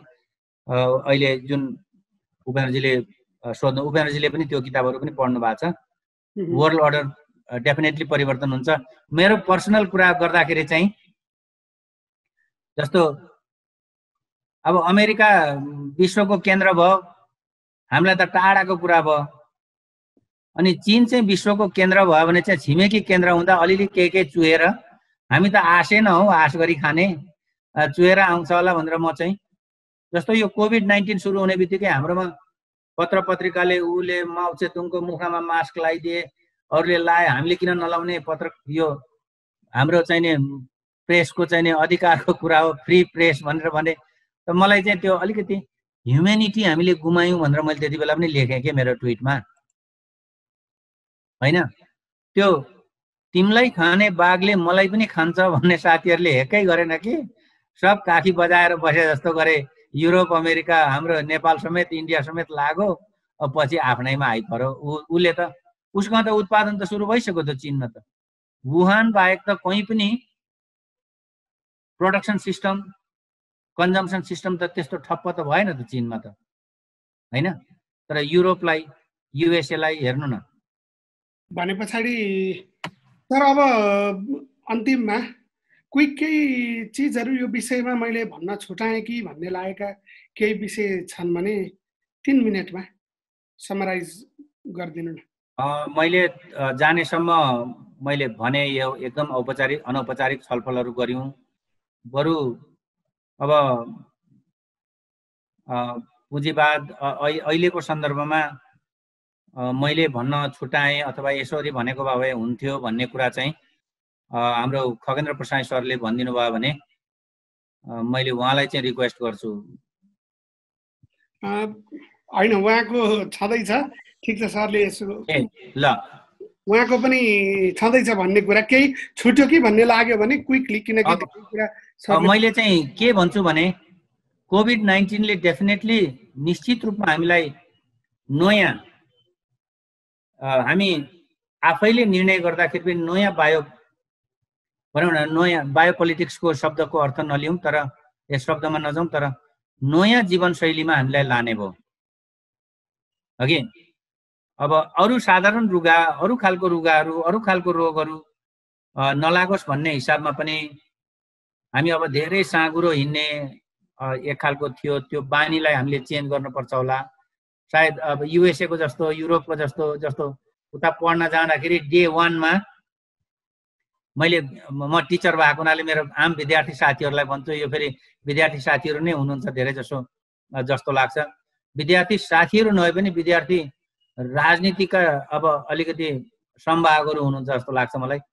आम मान्छेलाई के भनौँ भने तपाईँ युरोप अमेरिका पढ्न जाने बित्तिकै डे 1 मा किन्ने चाहिँ दरो खकन रहेको झोला हो के, खानेपानी बोक्नै पर्यो, अब स्यान्डविच बनाएर बोक्नै पर्यो, अनि के अनि दिनभरिको लागि त्यो कफी यसो चाहिँ नचुनेमा हालेर बोक्नै पर्यो, किताब टन्न बोकेर हिँड्न पर्यो। हाम्रो विद्यार्थीको लाइफस्टाइललाई चेन्ज गर्नुपर्ने छ। हामी टियु आउनेहरू सानो कपी यसरी बेरेर जिन्सको प्यान्टमा पछाडि यसरी सिउरेर आउने बानी थियो हिजोस्तिसम्म, होइन? अब चाहिँ खानेकुरा पनि आफै बोकौँ, झोला एउटा टन्न बोकौँ, अनि यो आफैले दिनभरि खानेपानी यो कुराहरू गरेर एउटा सेल्फ डिपेन्डेन्ट लाइफ अनि सेल्फ डिपेन्डेन्ट इकोनोमी र सेल्फ रिलायन्ट प्रोडक्सन सिस्टम भित्र हामी चाहिँ बल गर्नुपर्छ होला, जानुपर्छ होला। त्यसको लागि स्टेटले पनि अघि भने रोजगारी, त्यो सेल्फ इन्टरप्रेनरसिपहरूलाई कसरी बढी गर्न सक्छ, बढी बढावा दिन सक्छ, त्यो होला। अब हिजो हामी त भोक लाग्दाखेरि, तपाईँहरू पनि होइन होला यसो उमेर हेर्दा, अझ अशेषजीसम्म चाहिँ हो कि भोक लाग्दाखेरि भुटिया मकै भटमास मही, अब म चाहिँ लिम्बू भएको हुनाले यसो जाँड अघि भोक लाग्दा त्यो सम्झना हुन्थ्यो। अब अहिले मेरो बच्चा भोक लाग्दाखेरि अर्कै पिज्जा सम्झिन्छ नि त, ऊ त ब्रेड श्रेड सम्झिन्छ नि त। त्यो सुन्दाखेरि यो डेभलपमेन्टले सारा हाम्रो कल्चरल कन्टेन्टलाई हाम्रो इमेजिनेसनलाई तोड्यो नि र अर्को इमेजिनेसनमा ट्रान्सफर्म गरायो। अब हामी we have to go back to our, अब यसो भन्दा त फेरि प्रधानमन्त्रीजीले भने जस्तो हुन्छ कि क्या, तर सेल्फ रिलायन्ट र सेल्फ डिपेन्डेन्ट प्रोडक्सन सिस्टममा जानुपर्छ भन्दाखेरि चाहिँ मैले त्यसरी भनेको एकदम साधारण जीवनलाई सुरु गर्नुपर्छ होला जस्तो लाग्छ। अब हस्, थ्याङ्क यू आशिषजी। Thank you. र यहाँहरूलाई मैले धन्यवाद पनि दिन चाहन्छु यो अवसरका लागि। डेफिनेटली अब खगेन्द्र सरबाट केही कुरा सुन्छौँ होला, तपाईँहरू आयोजक तर्फबाट पनि केही कुरा सुन्छौँ जस्तो लाग्छ। धन्यवाद सर, एकदमै इन्साइटफुल एउटा यो प्रेजेन्टेसनको लागि। विशेष गरी कलेक्टिभ कन्सियसनेस, रेस्पोन्सिबिलिटी र मोरालिटीसँग सम्बन्धित विषय मात्रै हामीले चाहिँ राम्रोसँग बुझ्ने, हाम्रो राजनैतिक नेतृत्व, हाम्रा पार्टीहरू, यसमा सहभागी समग्र कार्यकर्ता पङ्क्ति लगायतले पनि यो चाहिँ धेरै राम्रोसँग बुझ्ने हो भने मलाई लाग्छ यो मानव समाजको नक्सा अलिकति फरक ढङ्गले जान्छ र पुँजीवादले ल्याएका जति पनि सङ्कट छन् त्योसँग लड्न पनि सकिन्छ। अब खगेन्द्र सरको के छ त? होइन, अब यसमा डम्बर सरलाई धन्यवाद, सबै सुन्ने साथीहरूलाई पनि धन्यवाद। पुँजीवादसँग सम्बन्धित धेरै विषय छुनुभयो। अब तपाईँले नछुनु भएको भन्ने अर्थमा होइन, तर मैले प्राय सधैँ भन्ने केही थप्न खोज्छु, थपेको पनि होइन, मेरो एउटा सामान्य अब्जर्भेसन पनि होला। जस्तो पुँजीवाद के अरे अहिले कोरोनाको सङ्कट, कोरोना स्वयंले एउटा भाइरस स्वयंले नल्याएको भएर हाम्रो पुँजीवादी व्यवस्था, पुँजीवादी जीवनशैली, पुँजीवादी उपभोक्ता, यो सारा कुरासँग यो कोरोनाको विस्तार, यसको फैलिने कुरा या नफैलिने कुरा, यसलाई नियन्त्रण गर्न सकिने कुरा या नसकिने कुरा सम्बन्धित छ। उदाहरणको लागि अघि डम्बर सरले केही कुरा उठाउनु भयो कि जहाँ जहाँ स्वास्थ्य सेवा, थोरै उठाउनु हो, जहाँ जहाँ स्वास्थ्य सेवा राम्रो छ, व्यवस्थित छ, सार्वजनिक क्षेत्रको, राजकीय क्षेत्रको दायित्व छ, त्यहाँ कोरोना सफलतापूर्वक नियन्त्रण भएको छ। र जहाँ जहाँ उदाहरणको लागि अमेरिका या बेलायत या भारत या नेपालमा धेरै ठुलो सङ्कट आएन, यस्ता देशहरूमा चाहिँ कोरोनाले ठुलो सङ्कट ल्याएको छ, धेरै मानिसहरू मारेको छ, धेरै मानिसलाई कष्ट दिएको छ। भनेपछि कोरोना फैलिने या नफैलिने कुरा, कोरोनाको उत्पत्तिको कुरा छोडिदिउँ, त्यो एउटा बायोलोजी होला, त्यो एउटा मोलिकुल होला, तर कोरोनाले हामीलाई कसरी प्रभावित गर्छ भन्ने कुरा त्यसरी नै सामाजिक हुन्छ, जसरी भूकम्पले हामीलाई कसरी प्रभावित गर्छ भन्ने कुरा सामाजिक हुन्छ। त्यसैले यहाँ अध्ययन समाजशास्त्र या मानवशास्त्रको यसमा स्कोप छ भनेको हो र डम्बर सर चाहिँ यसको लागि उपयुक्त हुनुहुन्थ्यो भनेर पनि डम्बर सरलाई बोलाइयो। त्यसकारणले अब यो कुरा हेर्दै जाँदा अर्को एउटा प्रश्न के छ भने पुँजीवादी व्यवस्थामा कोरोनाले त सबैलाई समेट्छ, यसको त वर्ग पक्षधरता हुँदैन, वी आर अल टुगेदर, हामी एउटै बोर्डमा छौँ भन्ने खालका तर्कहरू केही गरेको सुनिन्छ कि यसले क्लासलाई ट्रान्सेन्ड गर्छ, क्लासभन्दा बाहिर छ भन्दा यो फ्याक्टै उत्तर दिन सकिँदैन। तर दुई चारवटा अब्जर्भेसनमा के देखिन्छ भने रोग कसलाई बढी समाज छ, जसको इम्युनिटी कम हुन्छ, इम्युनिटी कम कसको छ भन्दा फेरि पनि यो वर्गसँग त यसै सम्बन्धित छ। तर पुँजीवादी व्यवस्थामा मान्छेको रोग क्षमता, जस्तो अमेरिकामा धेरै मान्छे किन मर्छन् भने त्यहाँ मान्छेको इम्युनिटी नै साह्रै कमजोर छ, जीवनशैली, खानपान र यावत कुराहरूले यो हाम्रो इम्युनिटीलाई यसरी खतम ड्यामेज गरेको छ कि त्यहाँ मान्छे मर्छ, त्यहाँ फ्लूले मर्छन्, अरू कुराले मर्छन्। त्यसैले पुँजीवाद, यसको मृत्यु पुँजीवादसँग सम्बन्धित छ, तर यसले क्लासलाई ट्रान्सेन्ड गर्छ कि गर्दैन भन्ने एउटा विषय छँदै पनि म के चाहिँ भन्छु भने यसले कसलाई बढी प्रभावित गर्यो त अहिले आजका मितिमा? दैनिक जीवन गुजारिरहेको एउटा मजदुरलाई प्रभावित गरेको छ कि मध्यम वर्ग या उच्च मध्यम वर्ग या उद्योगपति या ठुलो पुँजीपतिलाई प्रभावित गरेको छ भन्दा यसको प्रभावको तरिका फरक छ। केही पुँजीपतिहरूले त अहिले कोरोना पछाडि आफ्नो सम्पत्तिलाई 2 गुणा 4 गुणा 5 गुणा पनि डब्ल्याए, ट्रिप्ल्याए। अब यो एउटा यसको पक्ष छ भने आम मान्छेहरूलाई, गरी खाने वर्किङ क्लासको मान्छेलाई, मजदुर, खास गरेर सहरको मजदुरलाई, गाउँको किसानलाई अलि छोएन, यसले सहरको मजदुरलाई अत्यन्तै धेरै प्रभावित पारेको छ। त्यसैले यसको वर्ग पक्षधरता पनि छ है, फेरि पनि यसको वर्ग पक्षधरता डेफिनेटली छ भनेर हामीले अलिकति त्यसलाई त्यो विषयलाई पनि एउटा छलफलको विषय बनाउनु पर्छ होला। भन्दाखेरि अहिले यो कोरोनाले के गर्यो भने कोरोनाले पुँजीवाद उन्मुख हुँदै गरेको अर्थव्यवस्था या अलिकति राज्यको भूमिकाबाट, सामाजिक क्षेत्रको भूमिकाबाट बदलेर पुँजीवादतर्फ लाँदै गरेको अर्थव्यवस्थामा जुन सङ्कटहरू थिए, जुन त्यसका अपराधी पक्षहरू थिए, ती अपराधी पक्षहरूलाई यसले नराम्ररी नङ्ग्याइदियो। उदाहरणको लागि हामीले यसरी हेऱ्यौँ भने कि जस्तो अहिले हाम्रो देशको स्वास्थ्य व्यवस्था या अर्को कुनै पुँजीवादी देशको स्वास्थ्य व्यवस्था, त्यस्तो देशको जहाँ पुँजीवाद बढी छ, त्यो व्यवस्थामा त्यो व्यवस्थाका स्वास्थ्य व्यवस्थाहरू कमजोर मात्रै छैन, ती आपराधिक चरित्रका छन् भन्ने सम्मको तहमा यसले एक्सपोज गरिदियो। किनभने यसले सहज रूपमा मान्छेहरू मरे, नमर्नु पर्ने मान्छेहरू हजारौँ मरे। त्यो स्वास्थ्य व्यवस्था जो निजी नाफामा आधारित थियो, त्यो स्वास्थ्य व्यवस्था का कारणले मान्छेहरू मरे भने त्यो स्वास्थ्य व्यवस्था कमजोर मात्रै रहेन, त्यो त अपराधिक चरित्रको स्वास्थ्य व्यवस्था हो। किनभने त्यसले मान्छे मार्यो, मान्छे मरेको रमिता हेर्यो, त्यो मान्छे मर्दाखेरि सामान्य उपचारमा बाँच्ने मान्छेलाई पनि, सामान्य विधिबाट बचाउन सकिने मान्छेलाई पनि त्यसले बचाउन नसकेपछि यो पुँजीवादको अपराधिक चरित्र छ, खास गरेर स्वास्थ्य शिक्षामा, अहिले खास गरेर स्वास्थ्यमा यसको अपराधिक चरित्रलाई यसले उजागर गर्यो भन्ने मलाई लाग्छ। त्यस पछाडि अर्को एउटा महत्त्वपूर्ण प्रश्न, हामीले हाम्रा अघिल्ला कार्यक्रमहरूमा यो प्रश्नका धेरै चर्चाहरू गरेका छौँ कि कोरोना पछाडि जुन संसारको अर्थव्यवस्थामा परेको प्रभाव हो, म यो कुरा अहिले किटानी गर्न सक्दिनँ कि कोरोनाले संसारमा पुँजीवादी व्यवस्थालाई ढाल्नेछ र कोरोनाले चाहिँ समाजवादको क्रान्तिको बाटो खोल्नेछ भनेर हामी क्रान्तिको दायित्व कोरोनालाई दिने ठाउँमा जानु हुँदैन भन्ने मलाई लाग्छ। तर एउटा कुरा चाहिँ के हो भने जब कोरोना प्रभावित भएपछि अहिले हाम्रै देशको सन्दर्भमा धेरै ठुलो जनशक्ति, धेरै ठुलो लेबर फोर्स नेपाल फर्किँदैछ। यसलाई चाहिँ कसरी व्यवस्थापन गर्न सकिन्छ भन्ने प्रश्न चाहिँ यहाँ आज पनि उठेको मैले सुने, देखेँ। यो प्रश्नमा हामीले अलि केही चर्चा अगाडि गऱ्यौँ। तर यो प्रश्नमा म छोटो मात्रै के भन्छु भने राज्यको कृषिमा यो जनशक्तिलाई एब्जर्भ गरौँ न, यो कृषिमा यो जनशक्तिलाई लगाउँ भनेर सोच्यो भने पनि साह्रै धेरै ठुलो लगानी, साह्रै धेरै ठुलो मोबिलाइजेसनबाट मात्रै यो गर्न सकिन्छ। किनभने अहिले तत्कालै हामीसँग उद्योग धन्दाहरू सुरु गर्ने त्यस्तो हामीसँग प्राविधिक या अर्को कुनै जनशक्तिको हिसाबले त्यो क्षमता छैन। तर हामीसँग अहिलेको कृषिलाई ठिकैको एउटा मध्यम आधुनिकीकरण, उच्च आधुनिकीकरणको तहमा होइन, मध्यम आधुनिकीकरणतर्फ लान सकिने चाहिँ सम्भावना हामीसँग छ र केही मानिसहरूले आफ्नै निजी प्रयत्नमा त्यस्तो गरेका हामीले समाचारहरू ट्याट्यौँ साना ठुला। त्यसैले हामीले कृषिलाई अब हाइड्रो पावरमा, जङ्गलका जडीबुटीको व्यवस्थापन गर्नदेखि हाम्रा अहिले तत्काल हामीसँग भएका रिसोर्सेसहरूमा यो जनशक्तिलाई प्रयोग गर्न सक्छौँ। र त्यसो गर्नको लागि राज्यको ठुलो लगानी गर्नुपर्छ। म एउटा सामान्य उदाहरण मैले अघिल्लो क्लासमा पनि भनेको थिएँ कि जब साउथ कोरियामा विकास गर्दै जाँदाखेरि 80को हाराहारीमा आइसकेपछि साउथ कोरियालाई के रियलाइज भयो भने हामीले आफ्नै क्षमतामा हाम्रो डिफेन्सलाई निर्माण गर्नुपर्छ, हाम्रो स्टिल र आइरनलाई बलियो बनाउनुपर्छ भन्ने कुरो जब रियलाइज भयो साउथ कोरियाको सरकारलाई, त्यो साउथ कोरियाको सरकारले के गर्यो भने 70को दशकमा, 70 देखि 80को बिचमा, मैले 80 भन्ने छु, के गर्यो भने त्यस पछाडि एउटा ठुलो पोहाङ स्टिल कम्पनी, सरकारी स्टिल कम्पनीको सुरुवात गरियो। त्यो कुनै निजी कम्पनी थिएन।